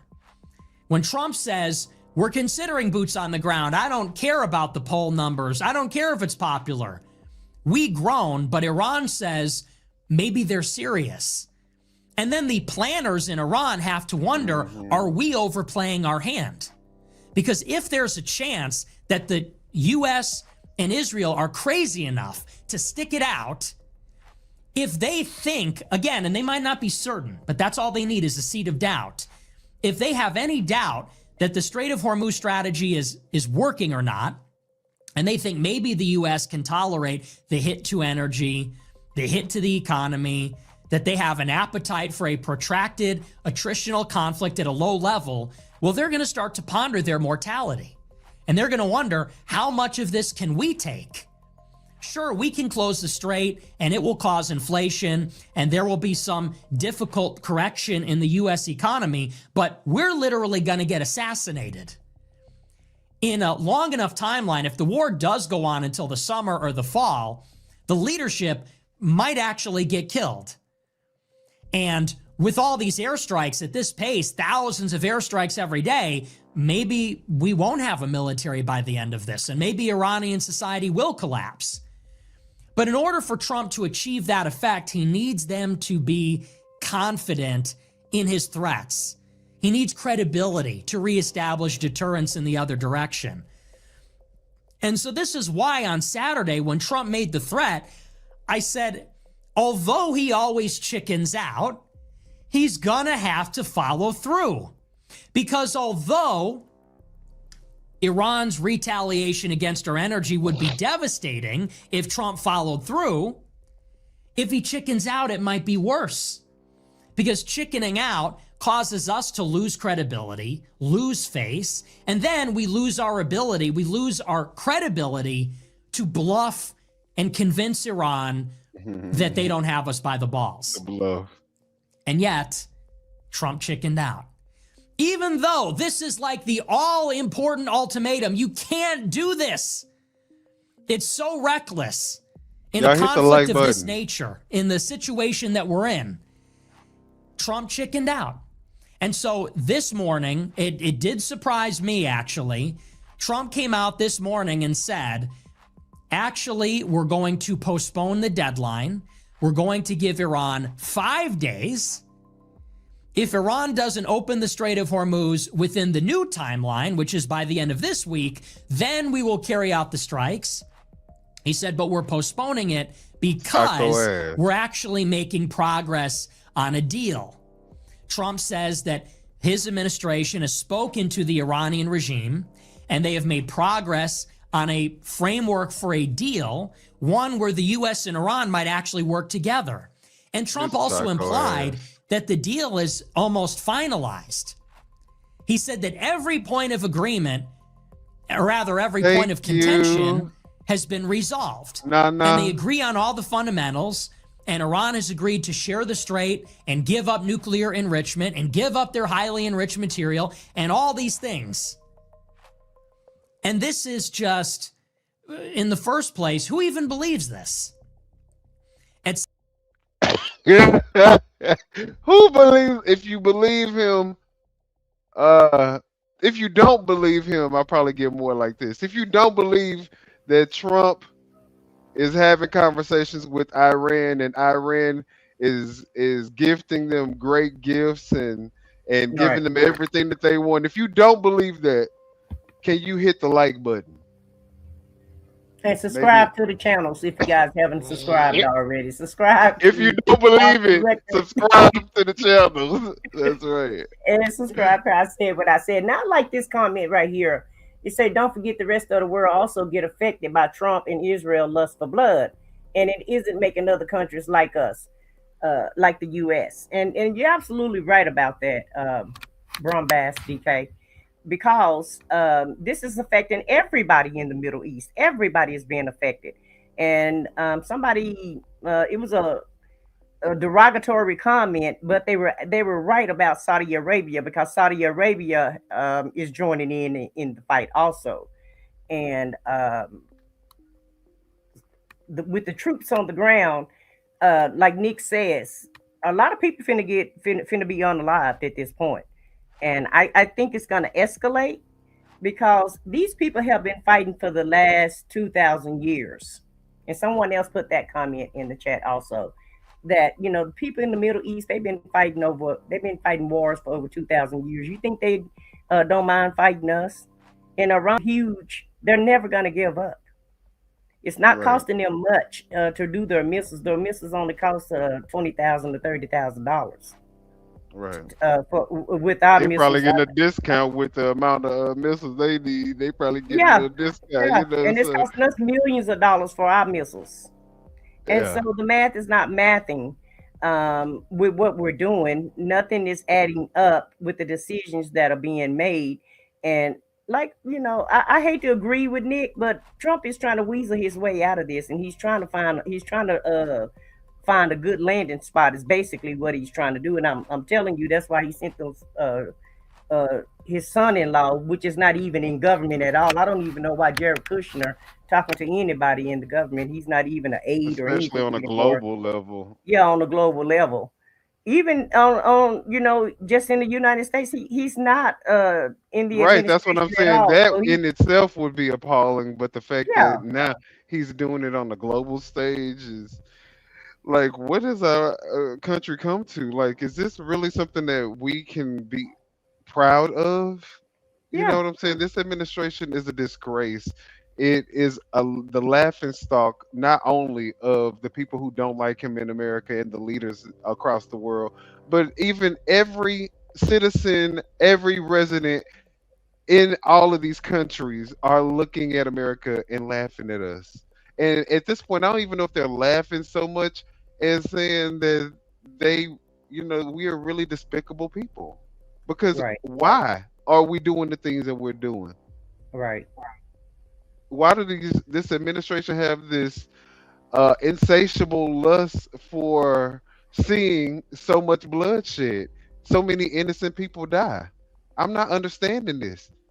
And then all of the administration is okay with this genocide that's taking place in Gaza that has been orchestrated and facilitated and enforced by Israel.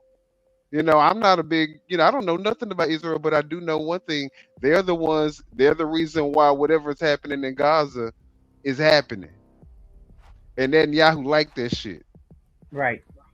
Well, he's the orchestrator of all of it. So of course he likes it.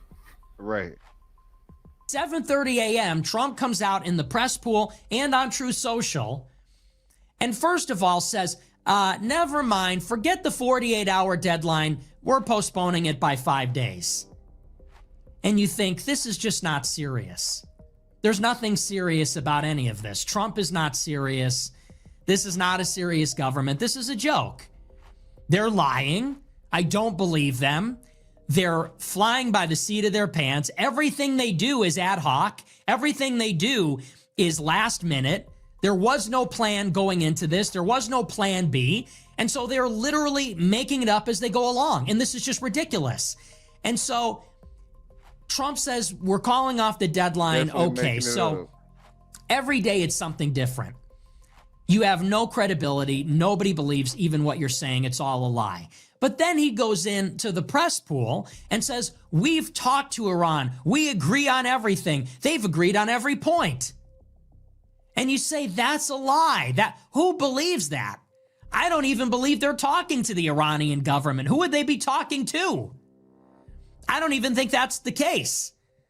You're not talking to Iran. And then he says, well, we're reaching a deal. We have a very strong deal and we have all this agreement. No, you don't. Trump said that Iran has agreed to share the Strait of Hormuz with America.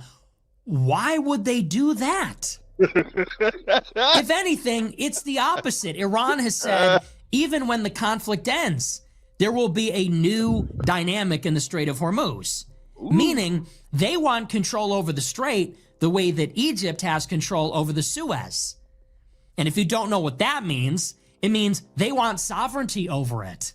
They want the Strait of Hormuz to be effectively Iranian territory. And that means they want to charge a toll. So all the shipping that goes through, just like the shipping that goes through Panama, and just like the shipping that goes through the Suez, even after the war, they want to extract a fee, a toll on all the shipping that goes through. So that's what they're saying, and that makes sense. They've earned it. They've fought for it, and they've won that. Yep. They have that right now. It was reported today that a few tankers paid a $2 million toll to cross the strait this morning. So they have that. They fought for it, they have it, and we have no ability to suppress that. So why then would they agree to share this newly won capability with the United States, their mortal enemy? It doesn't make any sense. And their demands, if you read them last week, are opposites. Iran demands that the U.S. leave all its military bases in the Middle East and pay reparations and give them control of the strait and never attack Iran again. Those are Iran's demands. And the U.S. demands are that Iran cannot have any ballistic missiles and they cannot have nuclear enrichment and they have to give over their highly enriched uranium. And these two positions are completely the opposite. And yet Trump in the press pool says it's basically a done deal. So what is really going on? That's the question. And we're going to get to the bottom of it. This is a story from the Wall Street Journal. We'll work through some of these announcements and then we'll talk about a few different aspects of this.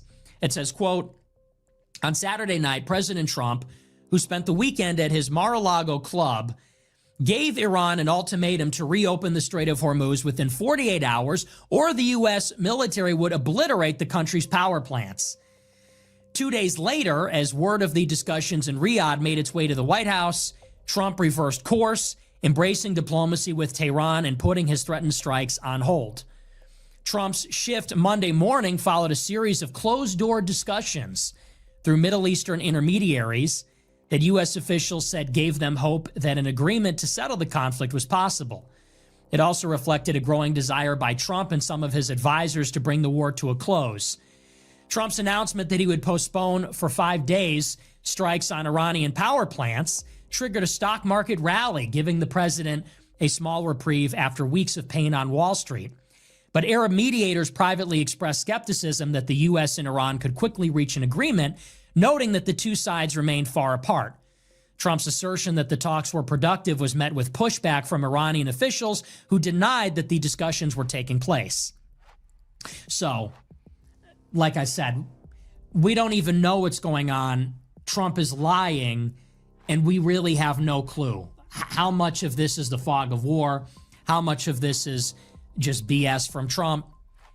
It goes on, it says, as a condition of any deal to end the war, Iran is demanding that the U.S. and Israel pledge not to launch future attacks.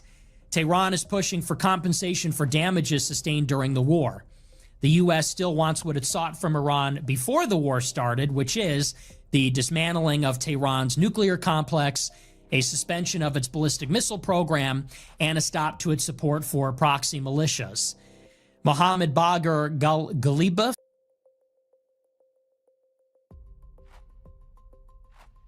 My thing is, if this is what we are doing for them to not have a nuclear system, I don't think this is the right approach to deter somebody from building nuclear weapons to defend themselves by trying to annihilate them and take them off the map. I don't think that's the way to go about. And play like you changing the regime up. Right.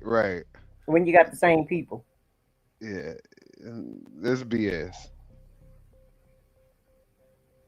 Ghalibaf, Iran's parliamentary speaker and one of the country's top remaining officials, suggested Monday that Tehran wasn't yet ready for negotiations with Washington. He wrote in English a few hours after Trump's comments, quote, Iranian people demand complete and remorseful punishment of the aggressors. He said that such optimism about negotiations is, quote, used to manipulate the financial and oil markets and escape the quagmire in which the U.S. and Israel are trapped. And it's so funny because I'm not going to, of course, address a lot of comments, but there are people who actually, just for the sake of Donald Trump going on a whim saying that he wanted to go against Iran, are now wanting to just take Iran out. Like, they don't care about the fact that these are innocent people who have not done anything to America. They have not launched any attack against any American citizen. But just because Trump said it, now they're like gun-ho, all in on destroying the entire country. But voted for no more wars. Voted for no wars. Yeah. What is wrong with these people? And just because we're playing Nick Fuentes' video, we're on Nick's side. We know wholeheartedly who the hell Nick Fuentes is, okay? Right. What's up, Rocking with Cowboy and Vic to the Veil? Thank you guys for coming in. And Rinky Rink, thank you for coming in. But at the end of the day, everybody's entitled to their own opinion, and we don't care about what your opinion is because we have ours. Just make sure you don't attack the chat and don't attack the panel. Now, whatever comments you want to put in the chat, we don't mind that at all. You can put whatever you think about what's going on, or you don't have to agree with us. We don't care about that either, because we're gonna believe what we're gonna believe, just like you're gonna believe whatever you're gonna believe. But what we're not gonna tolerate, anybody advocating for higher gas prices for American people is anti-American. So if you are for a war that doesn't, like I say, benefit us in any kind of way, but makes everything more expensive, you are the anti-American. You are the terrorist. You are the person that needs to be kicked out and deported because you are not a patriot. Go help out with the war. Or take your ass out there to Iran. Go sign up to go fight over there for line. Iran. Yeah, exactly. And like Vic to the Veil said, I can't stand this guy, but I'm glad he is flipped. And he's only flipped because he can't get his way. So don't get it twisted, Vicky. He's still the same person. He's still the same person who he's always been. It's just that he's not getting his way. So now, he want to burn down the whole house. Is basically, and Trump is gonna do the same thing when he don't get his way. He's burning down. And in my opinion, Trump is already burning down the whole entire house because he didn't get his way the first time. So And he basically, know that's this what is we're really his dealing with. last time, so he don't give a damn Yeah, what happened to yeah, the fucking house. yeah. He know he's not He gonna be the go president again. So he gonna yeah, suck this country dry and I leave already y'all have. whatever. Did you not hear what the Federal Reserve said? We Nah, are he's still broke. sucking. He's still sucking though. Trust me, he's sucking. He's sucking. So Right, right. Baby, he milking us for every penny that we have. We're not gonna have shit when he get finished. he is taking America's life source, all of it. Talk about good versus evil. Right. But it's okay though, because he's Agent Orange with the So makeup. let's Right. unpack this a little bit. Here's the timeline. So Thursday, there are these reports that Turkey, Pakistan, Saudi Arabia, Qatar are lobbying the United States to make peace with Iran. These mediators are stepping in and they're trying to find a resolution. Europe is advocating for this behind the scenes as well.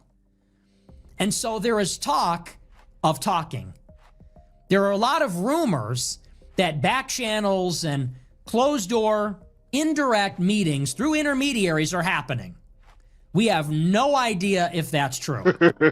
But there's all these rumors that some Iranian Trump is a personnel fool. are indirectly talking to some Look at that American weird- personnel about how to bring the war to a close. And this is being brokered, like I said, by other regional powers. Now, I wouldn't read too much into this because as it stands right now, these Arab intermediaries, they seem to have no influence at all. It was these Arab intermediaries that tried to get the U.S. and Iran together for this second round of negotiations a month ago.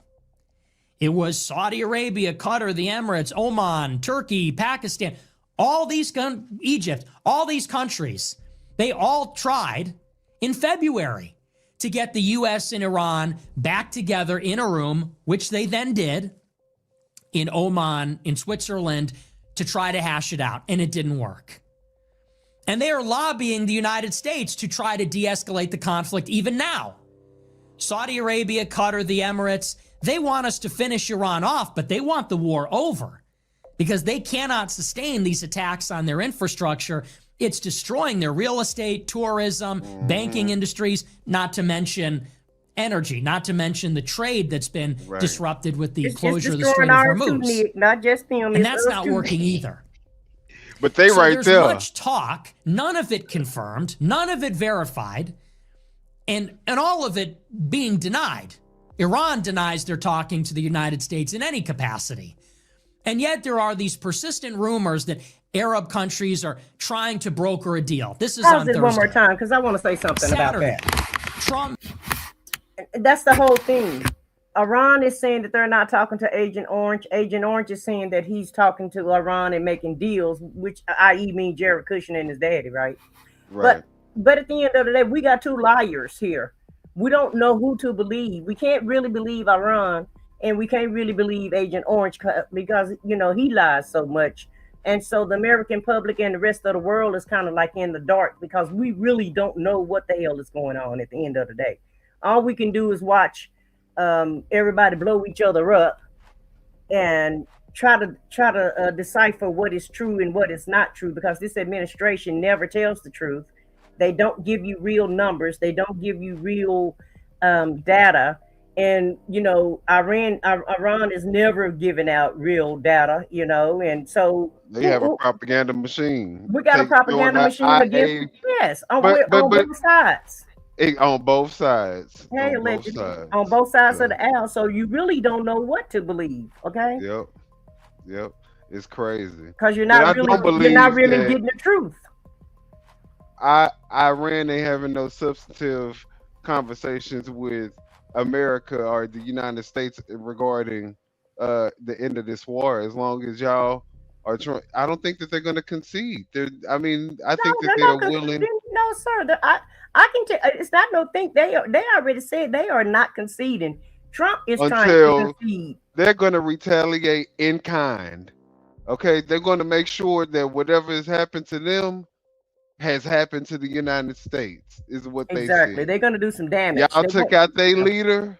Mm-hmm. and they say this not They threatened to over take our leader out too. until they retaliate in kind. So, Yeah.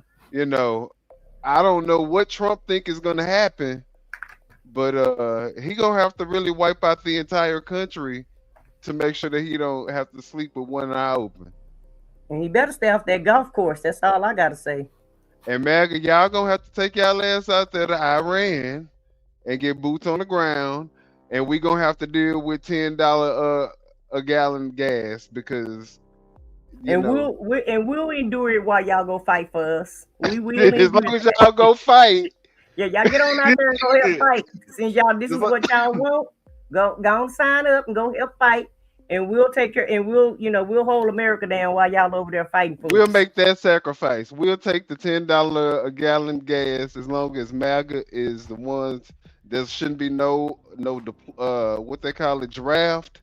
We shouldn't have to have none of that. Just MAGA. Right. Y'all put y'all uniforms on.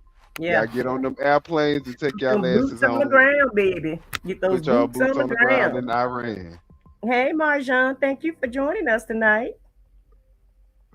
And Iran said they waiting for y'all. They said they said they've been waiting for us. So they just ready for y'all to just get y'all uniforms on, get on them planes, and let's get it. So y'all go ahead and Google the nearest place where you can go sign up. The nearest recruitment center so you can go sign up and go here fight. And says that Iran has to open up the strait or else. Now, as I said at the top of the show, one of the theories here, one of the working theories, is that everything that Trump does, all of these bellicose threats, all of the biggest operations, they always happen during the weekend. And I'm talking about just in the past several weeks since this war started. If you recall, the war started on Friday at midnight, which is in the middle of the daytime in Iran. Normally, you don't launch your all-out ambush sneak attack during the day because you want to do it under the cover of darkness. So why did they do it at midnight on Friday? Well, they gave some excuses. They said there was confidence that the Ayatollah would be in his residence at that time. They had to act on the intelligence. And there's some other tactical reasons, they said. Could possibly the reason be that the markets had closed? The markets open on Monday morning. They close on Friday afternoon.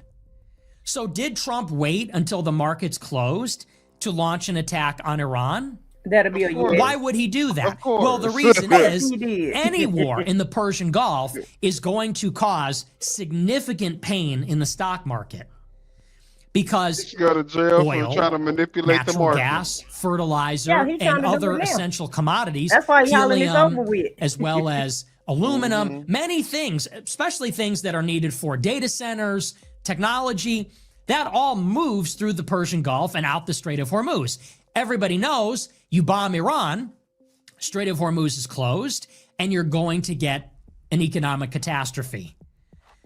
So in other words, Trump waits for the markets to close to basically cuck all the traders and investors.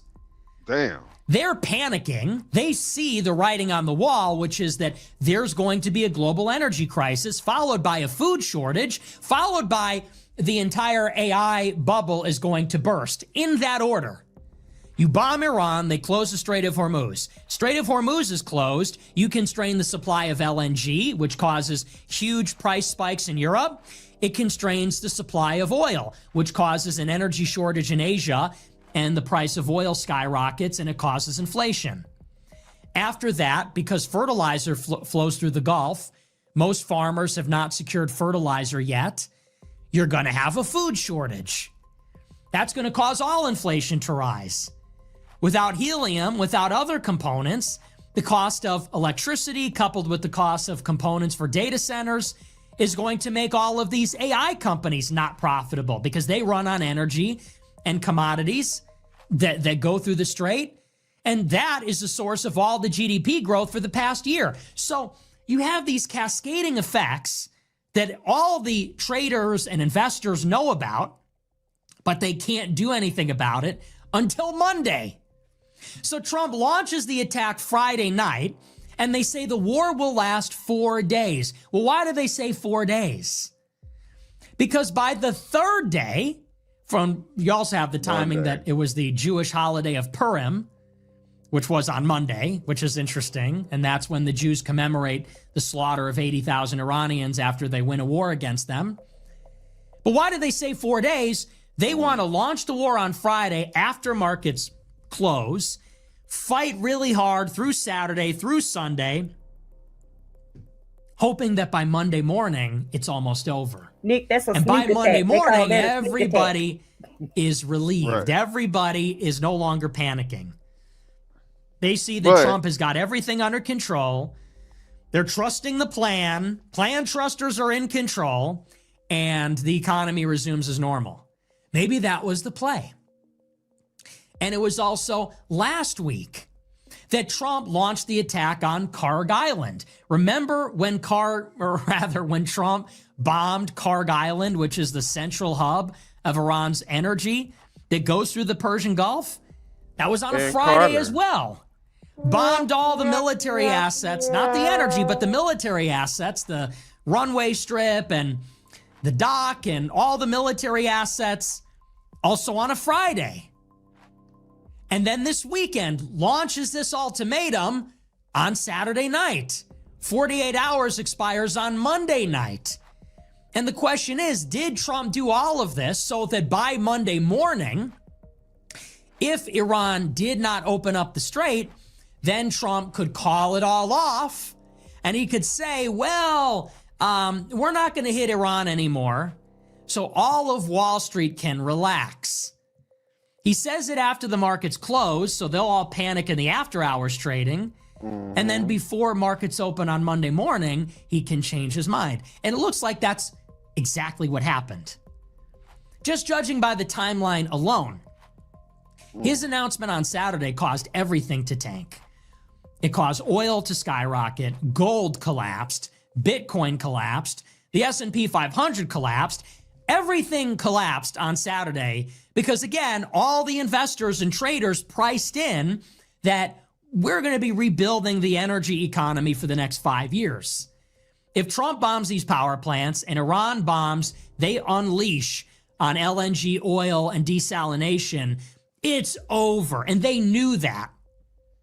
But then Trump saves the day on Monday morning and says, you know what, never mind. And then the markets flipped. And all of a sudden, when the markets open a half hour later, everything rallies. And so whereas the market lost $2 trillion on Saturday, it made up about half of that minutes after Trump's announcement on Monday morning. And you have to wonder, first of all, clearly there is a calculated deception going on. This is part of U.S. tactics and strategy.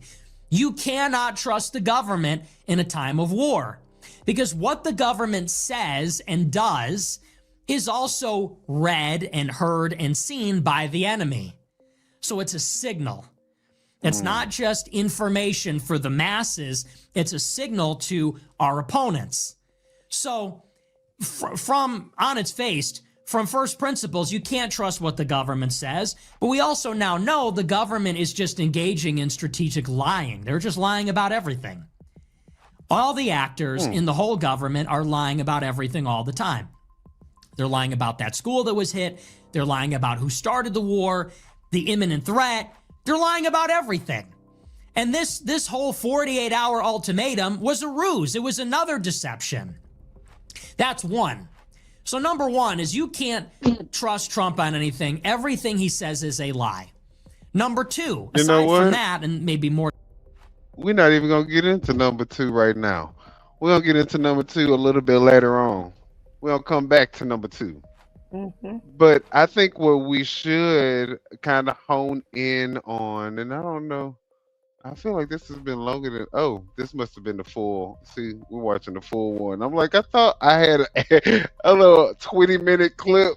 We're 36 minutes in. Yeah. His soapbox.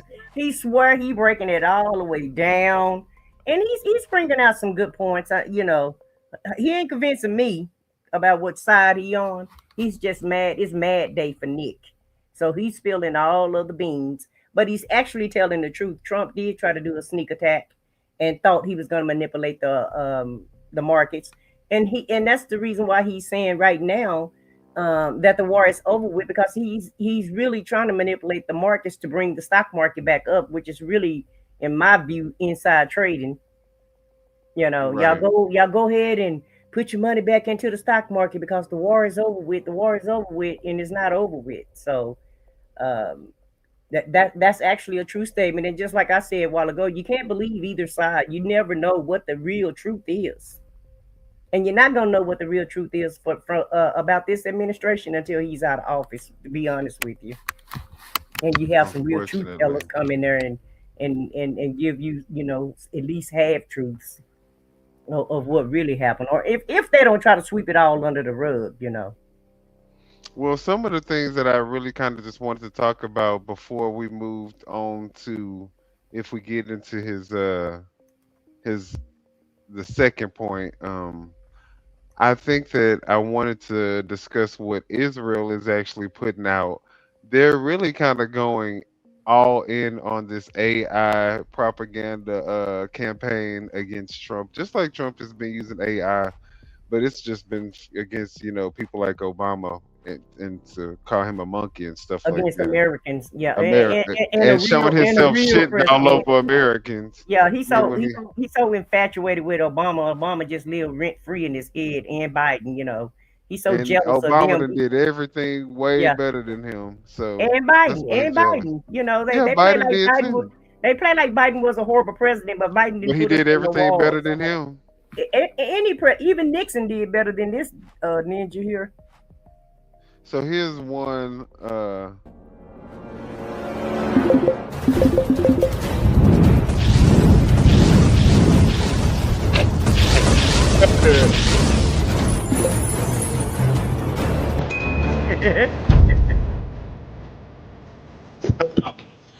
Oh, all price go up. Oh,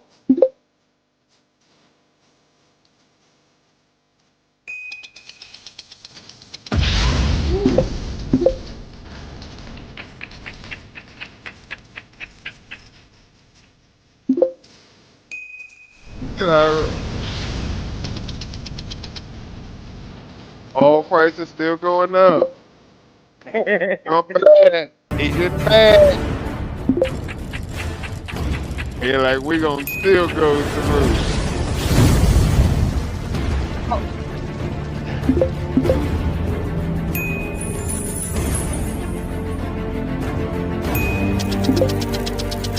Oh, is that China? China going through? Oh, Yeah, they still get their money. They still yeah, getting their yeah, coins. ching ching. No, they don't. No, no, no. Sorry, can't. All price up. All price up.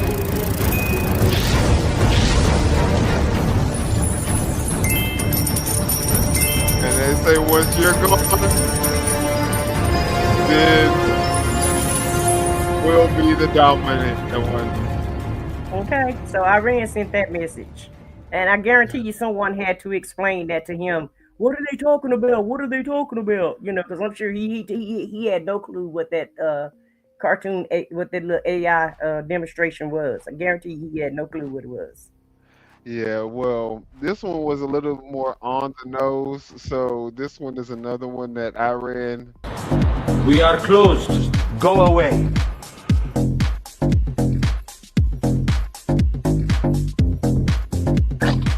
I have a reservation. Private club. Go away. Child. They they are out of control.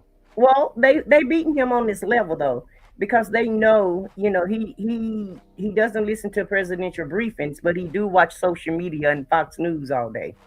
So they know exactly how to get to him. They're doing the Gavin Newsom, in my opinion, because Gavin Newsom trolls him well, and he hates it when Gavin Newsom trolls him. And that's the same thing that Iran is doing. They're trolling him. Oh, definitely, definitely trolling. In fact, Iran also had a message for Donald Trump, so I'm gonna play this lastly. A message for President Trump. A message to the President of the United States. The outcome of war cannot be determined by tweets. The result of a war is determined in the field, the very place. A message for President Trump. A message to the President of the United States. President. The outcome of war cannot be determined by tweets. The result of a war is determined in the field, the very place where you and your forces do not dare to approach, and you can only talk about it in your tweets. It's better to name this war as epic fear instead of epic fury. So stop tweeting and come fight us is basically what he is saying. No, I don't know if that's, funny, but definitely. Well, it's a message being sent. It's a message being sent. That he can understand, So do y'all think that it's time to bring troops out? And I mean, at the end of it, it really sounds like this is more like a war on egos at this point that people are losing their lives over. Right. So over dumb shit at the end of the day. Dumb shit. And then now they have TSA. But let me see, is this the Talarico? Emily Gregory. President Trump voted by mail in this special election, even as he has sought to limit mail-in voting with legislation and has publicly decried it for years. Listen.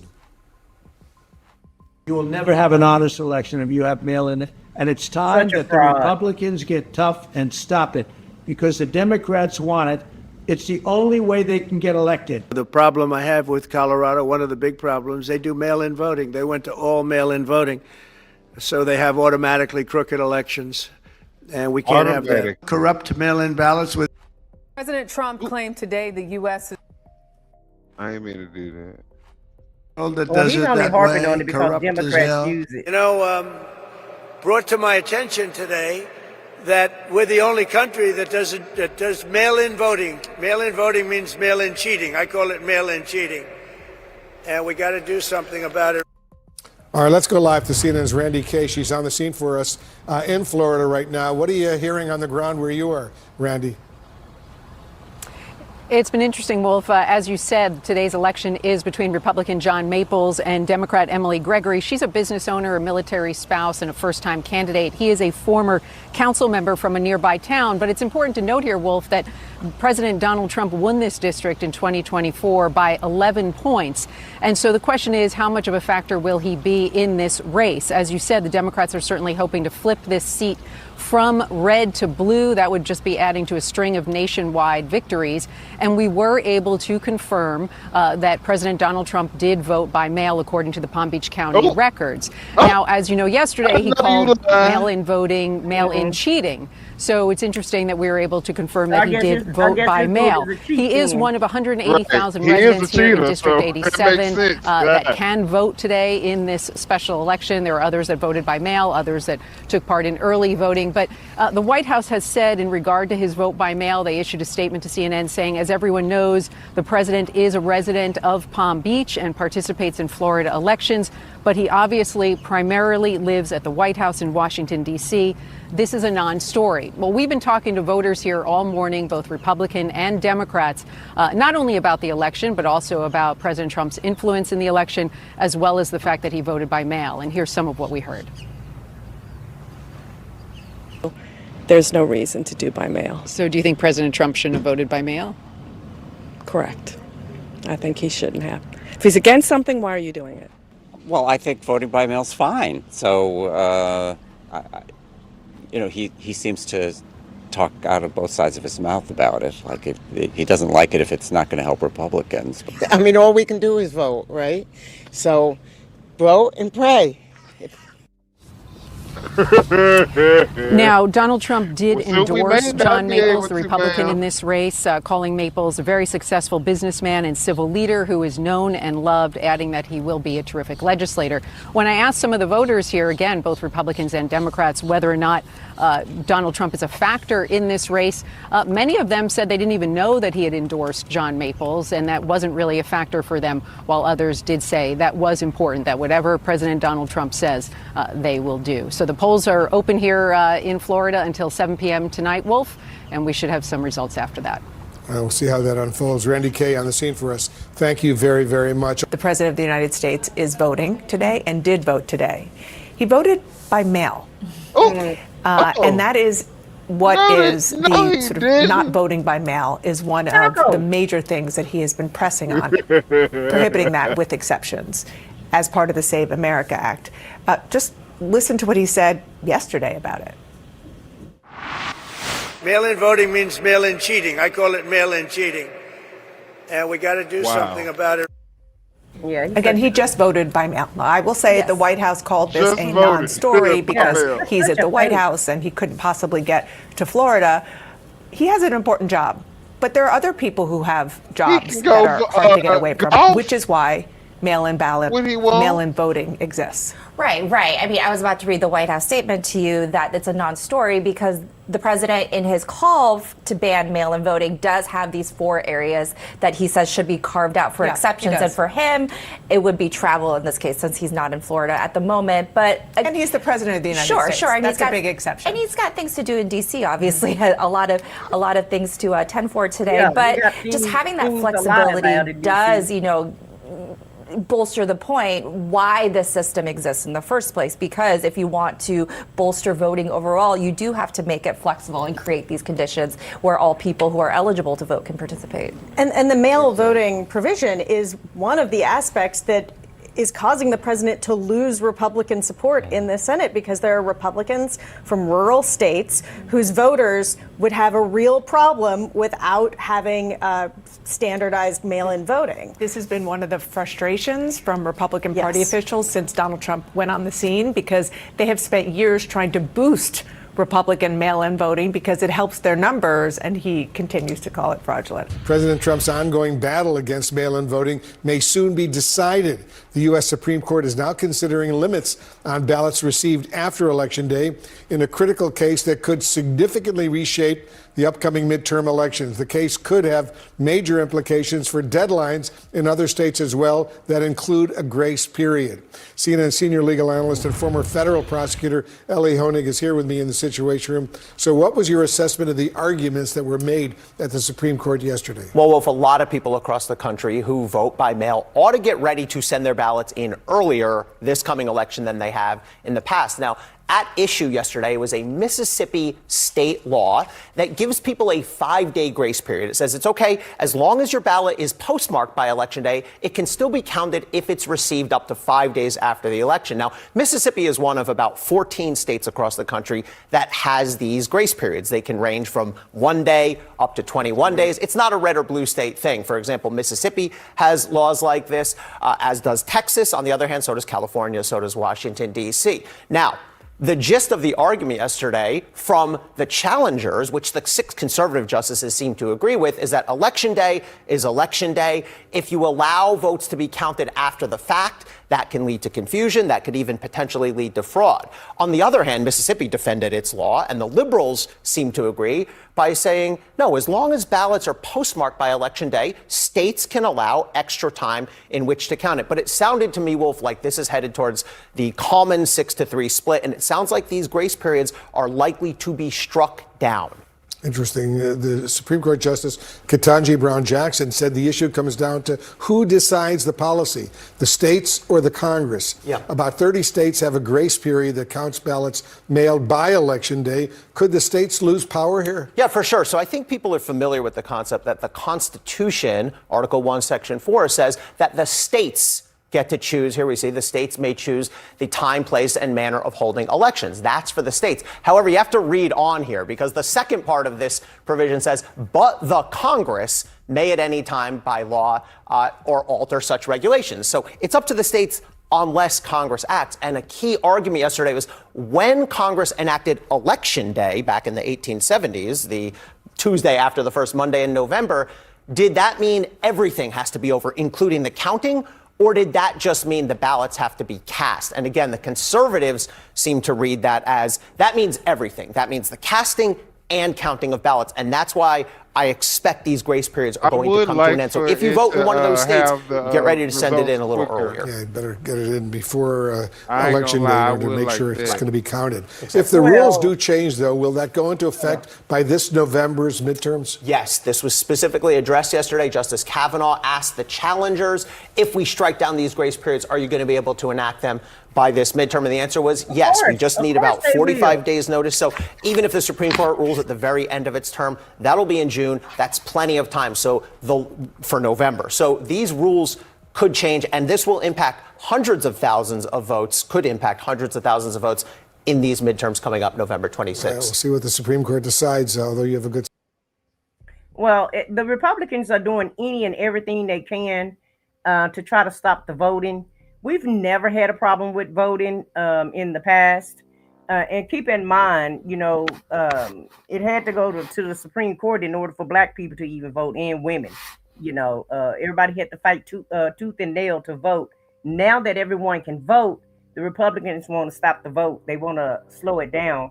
And they're attacking mail-in voting because more Democrats use mail-in voting than Republicans do, right? And if the shoe was on the other foot, they wouldn't say a word about it. But they know a lot of Democrats, mail their vote in. So now it's an issue for the Republicans. And they're so underwater. They're trying to do any and everything they can to stop people from voting because they know they're going to be losing in the midterms. So that's what this is all about, in my opinion. Well, it's a war on democracy. Definitely that. Yeah. And he's the one who's been going around for the last decade talking about voter fraud, and the hypocrisy is crazy. Now he sent his in mail in, but he attacked mail in voting. But the same very thing that he's attacking, he's doing. He doing. Yeah. Taco at his finest, 101. That's exactly what he is, y'all. Taco. I think you had a clip. Let me see. Who is this? All right, guys. So the other day, Donald Trump said about James Talarico that his candidacy and the stuff he says, quote, insults Jesus. That's what he said. Now that's rich coming from a guy like Donald Trump. And he's running against like two of the most corrupt politicians in the country. I mean, Ken Paxton, it is literally comical how corrupt that man is. You had Texas Republicans were ready to impeach his ass, but Trump saved him at the last minute. And John Cornyn has been a MAGA guy his whole time, and he's never been a tax cut for the rich he didn't like. He's never met deregulation of Wall Street he didn't like. He's never met a war he didn't like. These people are the dregs of society, okay? So Trump goes after James Talarico, and then James Talarico fires back. And it looks like he does it while, speaking at this black church here, which I got to be honest, I love the optics of. And listen to what Talarico says in response to Trump. Watch this. The President of the United States just said that I insulted Jesus. You want to know what insults Jesus? Kicking the sick off their health care while cutting taxes for billionaires. You know what insults Jesus? Deporting the stranger and separating babies from their mothers. You know what insults Jesus? Bombing innocent school children in Iran and sending our brave men and women off to die in another forever war. You know what insults Jesus? Covering up the Epstein files and then refusing to prosecute a single person in them. I am not a perfect Christian. I don't claim to be. There's only been one perfect Christian, and he was crucified on a cross 2,000 years ago. Jesus told us, he told us to love our neighbors as ourselves. He told us on earth as it is in heaven. Can we imagine and that includes war immigrants in heaven?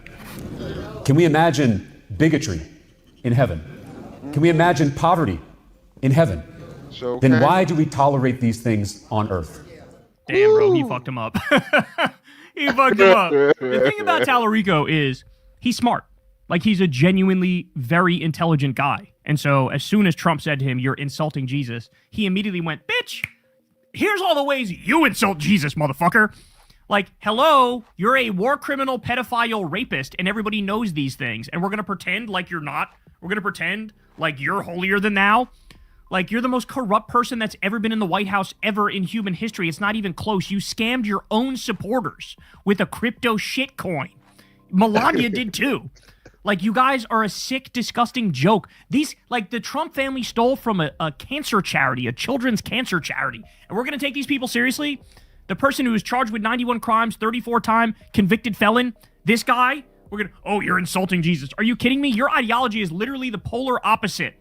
Republican ideology, you cannot get further away from the message of Jesus in most of his moods in the New Testament than the Republican ideology. The Republican ideology is all about super serving the Epstein class, super serving the billionaires, endless tax cuts for the wealthy, the ultra wealthy, endless wars, crashing the stock market, destroying basic government services, like Talarico alluded to, kicking 18 million people off Medicaid. At the same time, you double, triple, quadruple, and more health insurance premiums. You like, I cannot sufficiently muster the words to explain to you just how anti-Jesus the ideology of every Republican in this country is. Okay. Instead of Trump advertising that he was going to lower medicine prescription costs by 17,000 and 568% and stuff, instead of him saying that, he should have been saying, I'm going to raise your medical premiums by 17,526%. That's what he should have been saying, instead of telling us the lie that he was really saying. Well, those that know him and know the lies that he spread, everybody knows whenever he says something, you flip it around, and that's really what it is. So you got to learn how to decode these words. And shout out to Kyle from Secular Talk. Y'all go subscribe to Secular Talk if you like Kyle's video and you want to hear more of his content. But everybody know that this guy just lies all the time. And so when he speak, whatever he say, it's the opposite of whatever it is he's talking about, basically. That's how you decode Taco. Pretty much. I think he did have some great talking points. So y'all definitely right, because at the end because people playing like they're such Christians and they love Jesus and they're holier than thou. And Trump is the chosen one, and but you hate immigrants, you hate your neighbor, you hate black people, you hate women. You do the most horrendous things to people, to your kids, in y'all families, and y'all go around, y'all raise these young men, young boys to want to go commit mass murders and crimes in schools and public places, and that's the type of people that y'all are. Y'all don't see that happening nowhere else but in y'all communities. And you gonna try to tell somebody else that they got. But it's the immigrants that's criminals, Yeah. The immigrants, all the Jesus would be on your side if he came back today, and would be like, okay, I'm gonna side with y'all. This the Christian thing to do. It's the Christian thing. Right. He live in April. Hey, 2 cents. He say he lives April Fool every day. Jesus would have conversations with prostitutes before he decides to have conversations with you MAGA maggots. Right. That part. So we have a few more videos, guys. First, it's so hard to know what I want to play. But let's play direct negotiations with Iran, and that the country has agreed to never have a. We're in negotiations right now. They're doing it along with Marco, JD. We have a number of people doing it, and the other side, I can tell you, they'd like to make a deal. And who wouldn't if you were there? All right, CBS News Pentagon reporter Eleanor Watson joins me now. Eleanor, I know you have some new reporting about new U.S. deployments to the Middle East. What can you tell us about that?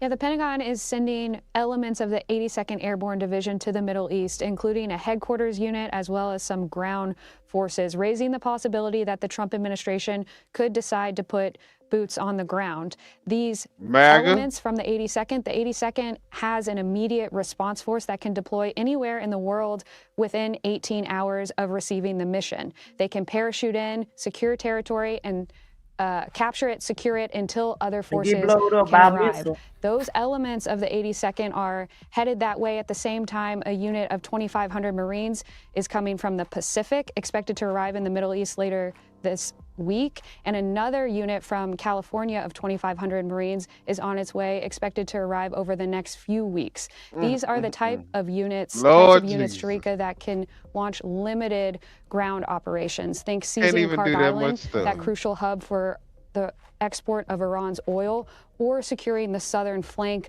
of Iran to help reopen that Strait of Hormuz. They're not going to be able to secure Eleanor that flank. Watson, I know you will stay on top of that for us. That's a suicide mission. Right. For more Ron on already this said topic as a nobody's whole, coming let's through. turn to CBS News. And no, they said come through. They've been waiting for you guys. That's what they said. That's a dare. That's a dare. So they want y'all over there. They waiting for y'all to bring y'all stupid, dumb, goofy asses out there on their turf. Listen, parachute over there if you want to. Guarantee you gonna hit that. You gonna either hit that water or you gonna hit that dirt. Trust me when I tell you that. In the same spot. They go probably they go lace that land up with so many mines. They probably can't wait till y'all bring y'all dumb ass out there to fight with the drunk in charge, with drunk feet in charge of everything. FAFO if y'all want to. Trump ankles look like he got elephantitis. White House reporter Olivia Rinaldi. I know you've been following this all day. I've been seeing you on television, Olivia. The president alluded to getting a gift from Iran that had to do with, he said, oil and gas. He said that it let him know that he was dealing with the right people. What details did he disclose about the negotiations as far as getting closer to having some sort of agreement with Iran moving forward? Well, Jarika, it's great to see you. And yes, the president did say he got a present from the Iranians, but still a lot of questions remain about exactly who the White House is talking to when it comes to negotiations with Iran. Today, we did learn who was speaking for the U.S., and that includes the Vice President, J.D. Vance, Secretary of State Marco Rubio, the Special Envoy Steve Witkoff, and the president's son-in-law, Jared Kushner. They are part of this group that is negotiating, they say, with Iran. But you're right, the president did say today negotiations are trending well. He said Iran gave us a present. This was in response to a question from our own Ed O'Keefe asking why the president trusts the Iranians at this moment. Take a listen to what he said. Do you think I trust them? I don't trust them. Well, then why bother talking to them? Because they're going to make a deal. They're going to make a deal. They did something yesterday that was amazing, actually. They gave us a present, and the present arrived today. And it was a very big present worth a tremendous amount of money.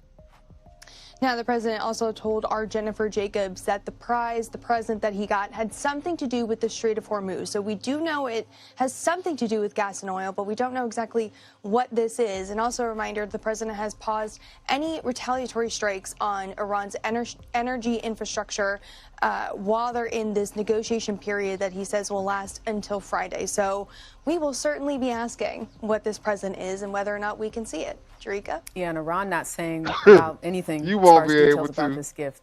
Olivia Hell Rinaldi, no. thank you so much. They got a gift for our ass, all right. Right. They gonna give us the gift for death. It's what they gonna give us.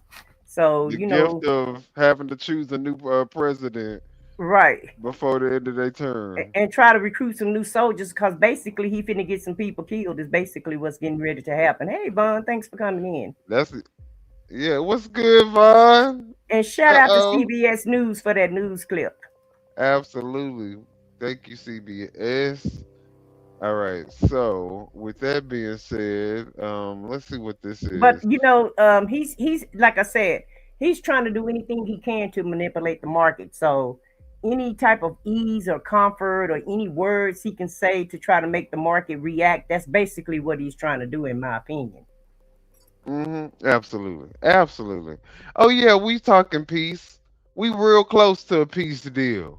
They gave me a present and everything. Now lower them goddamn But prices. you notice he didn't tell us. You notice he didn't tell No. us what the damn present was, though. Did he? Yeah, that's what I'm saying. That's what I'm saying. Yeah. He like, yeah. We doing real good. We almost right. We right there. We getting everything we wanted, then some. And They never gave have me a I. gift, all Right. types of shit. So go ahead and lower them prices.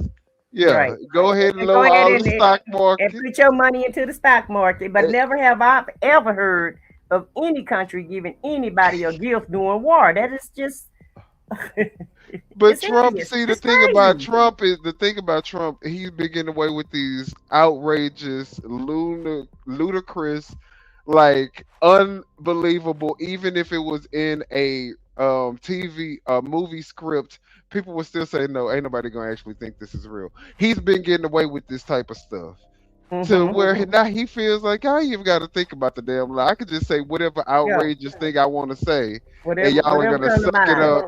Yeah, whatever come to mind, and y'all are Yeah. just going to eat it up like it's just the best thing in the world. Right. You know, all my shit that come out of y'all are gonna eat Listen, you can tell that he's shit lying. up.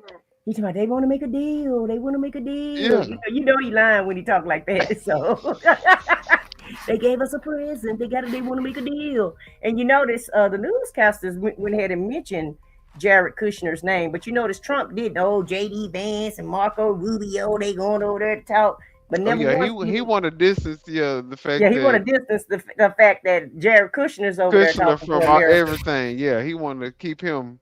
And all Kushner doing is trying to fill up his damn pockets. Also, he's over there trying to make some land deals. I Real guarantee estate, you that. yeah, Real estate. yeah. Yeah. Well, I mean, y'all know the gist of the story. Let us know if we got something wrong, because I feel like we hit the nail right on the head, and y'all know it. Even MAGA in here ain't even saying nothing because they know this shit is the truth. We are going down the.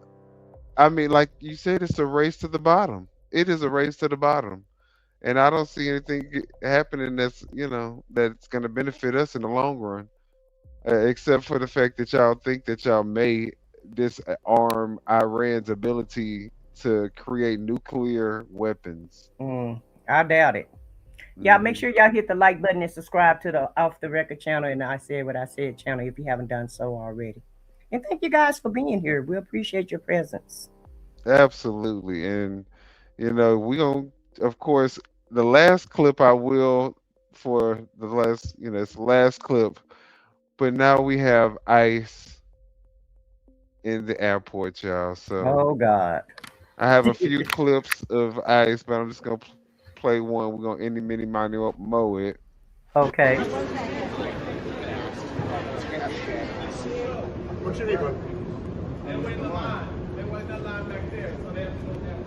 They told us send them down. They just told us to send them through here. Yeah, they told us. Yeah, they said go through here. Go ahead. The line is over there. Yeah, they said to send them all up here. He said he already been through twice. Yeah, that's what I'm saying. I don't know where to go. Clear it up. Thank you.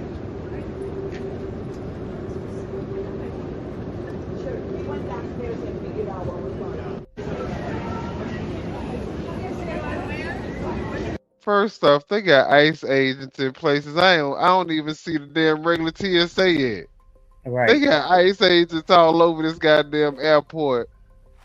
They don't have that much TSA in these airports on a daily basis. TSA calling in, cause TSA calling in sick. They not getting paid, so I don't blame them. I wouldn't go up there either.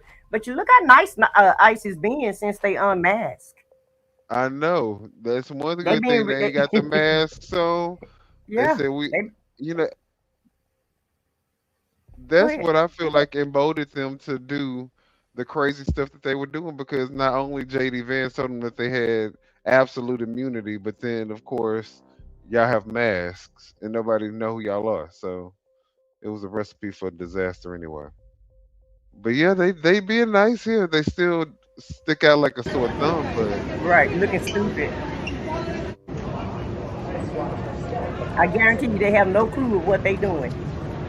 It looked like when you go to a hotel and they having a convention there, and you see a whole bunch of people that have like costumes on. This is what I see when I'm looking at these people. People that they don't really belong here. They stick out like a sore thumb, and people are just waiting for the convention to be over. The little egg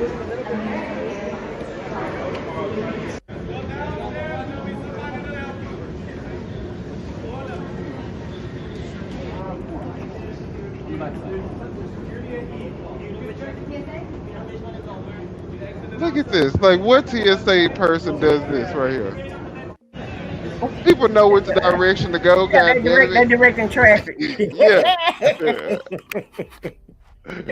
Oh yeah. Regular Lord, TSA, like you got to find your own gate, or you're gonna be yeah. SOL. Okay.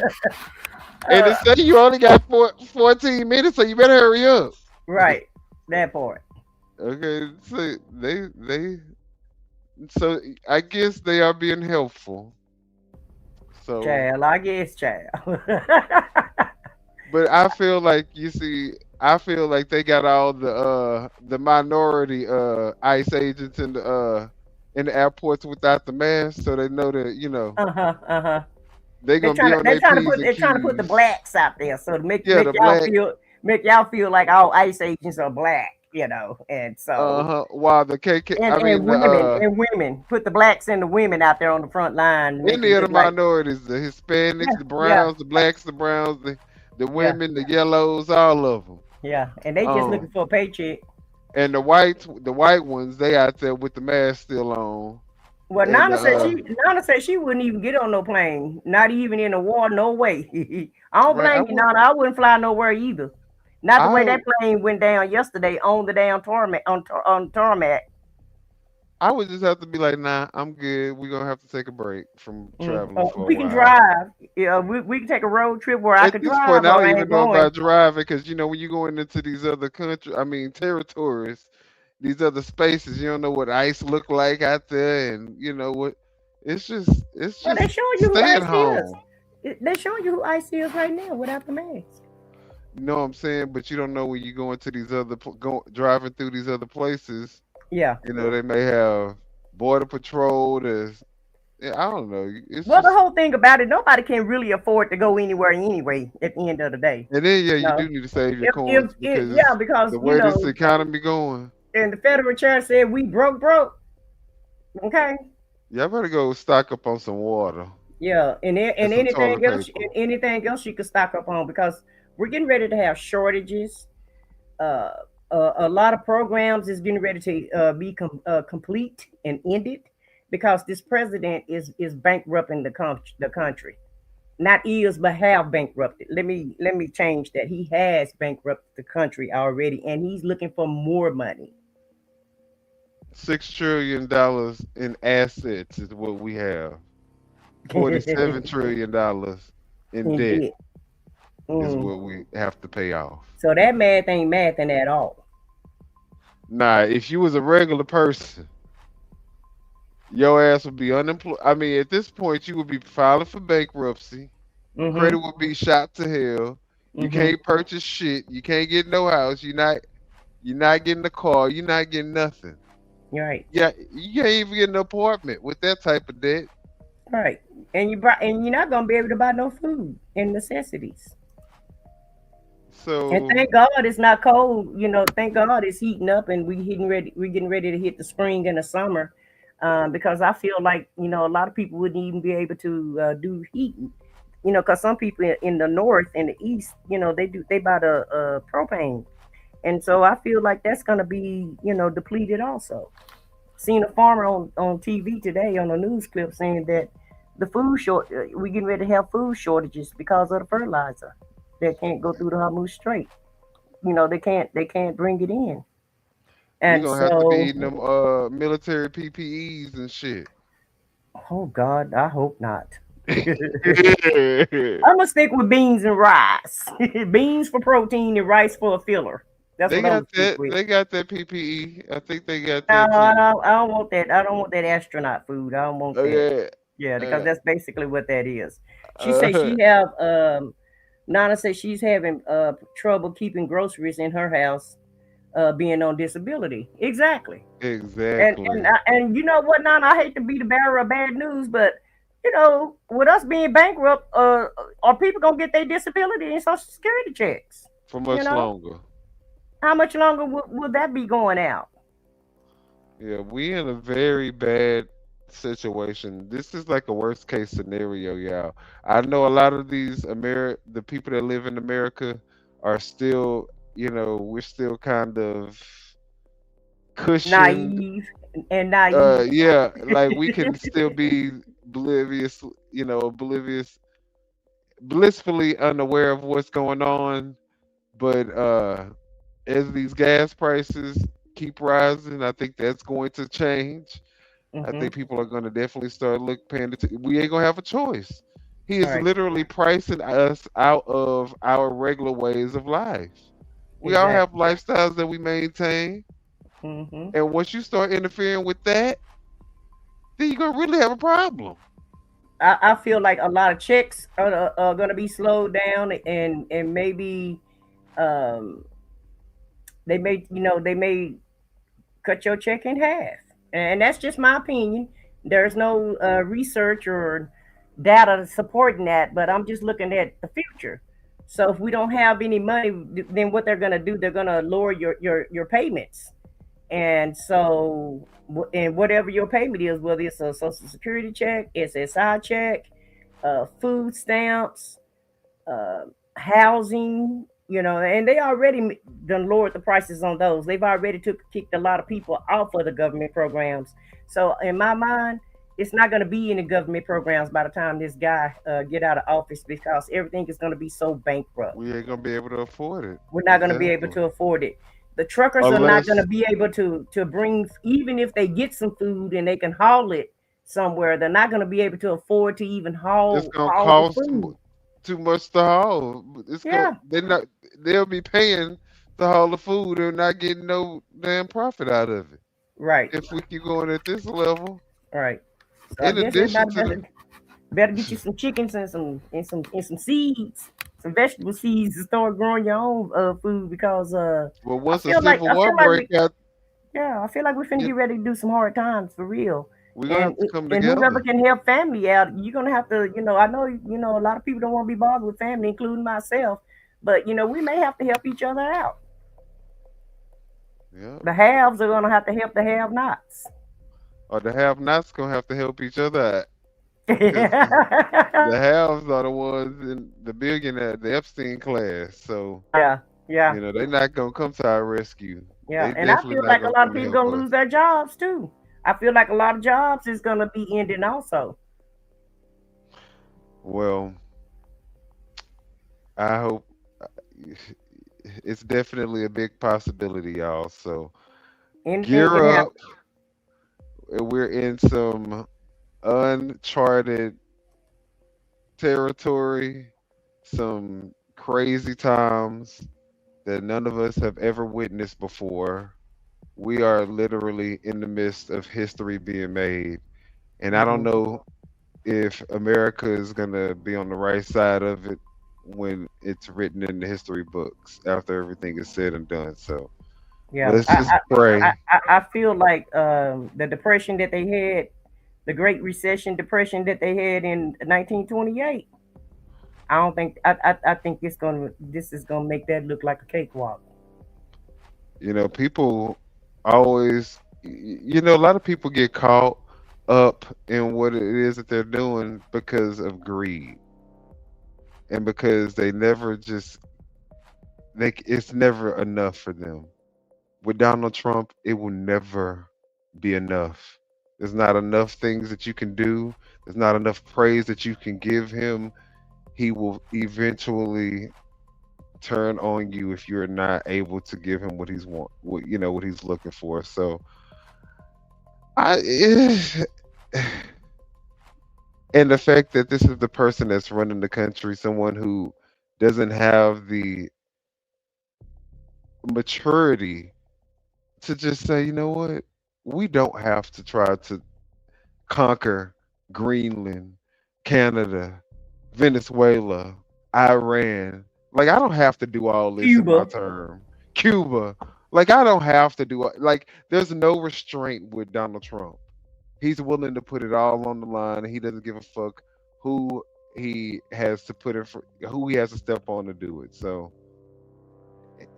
this is crazy times that we're in. I just can't say it enough. Like, I really can't believe that this is the life that Lord decided to have me in. I thought we were going to be in the golden ages of technology, I don't everybody know how getting you thought that. along. Not with this president. I don't know how you thought it was Well, gonna I be didn't think golden. that this would be a president. I didn't think that Oh, okay, this would ever okay. be an option for America to have a president that is a fucking lunatic. And not only is he a lunatic and a narcissist and probably a social Unhinged. reject, but he is also just surrounded by a whole cult of people who are willing to do any and everything that this man says. And to be honest, I don't think that they're willing to do anything and everything that Donald Trump says. I think that they're willing to do any and everything that he does because they're aligned with his ideology.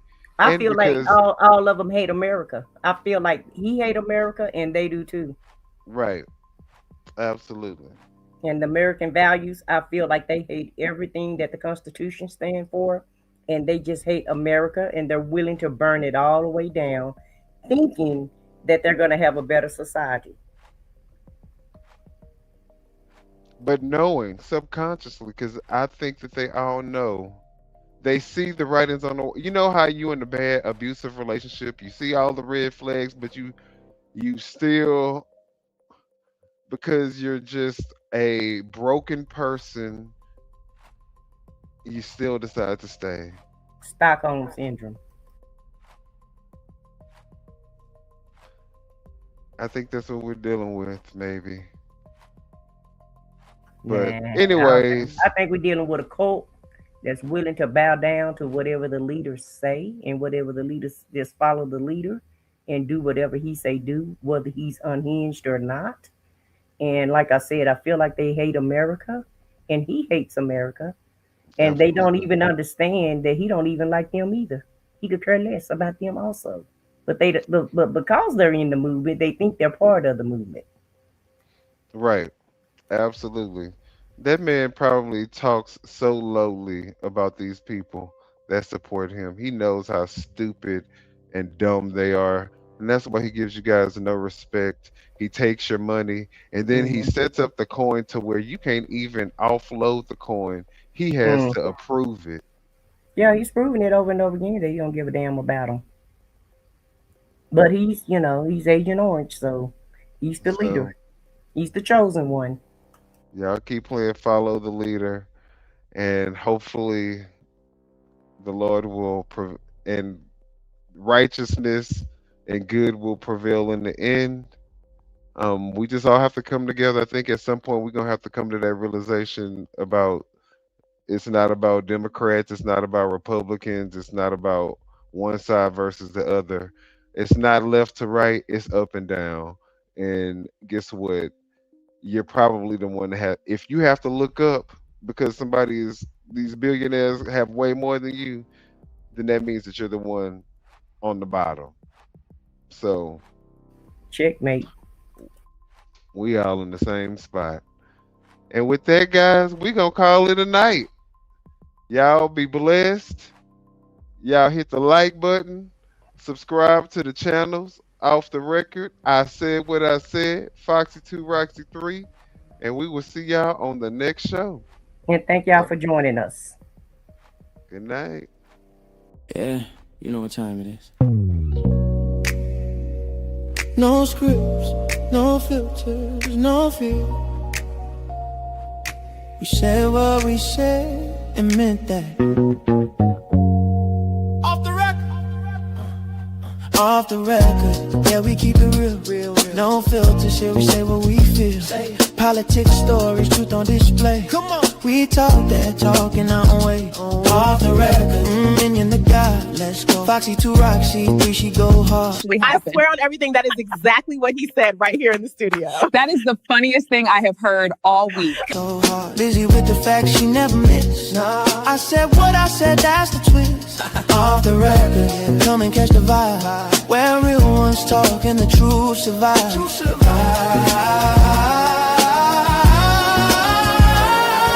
Late night truth, we don't just speak. We pull the roots from what they keep. From pain to progress, we light the flame. No spin, no script, we call it by name. Minion bring the vision. Foxy, bring the flame.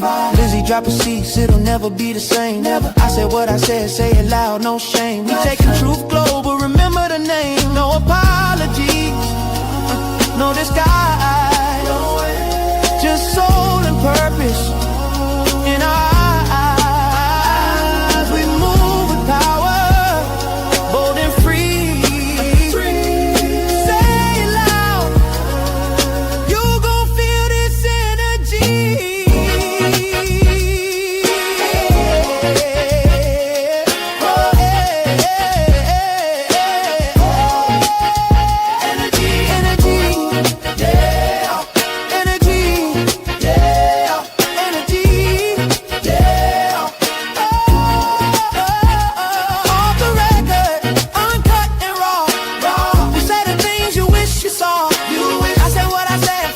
Minion, the guys.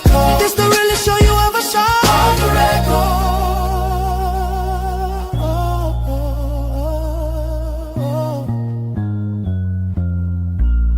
We said what we said. Off the record.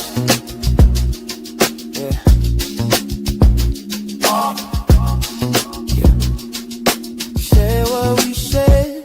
Off the record.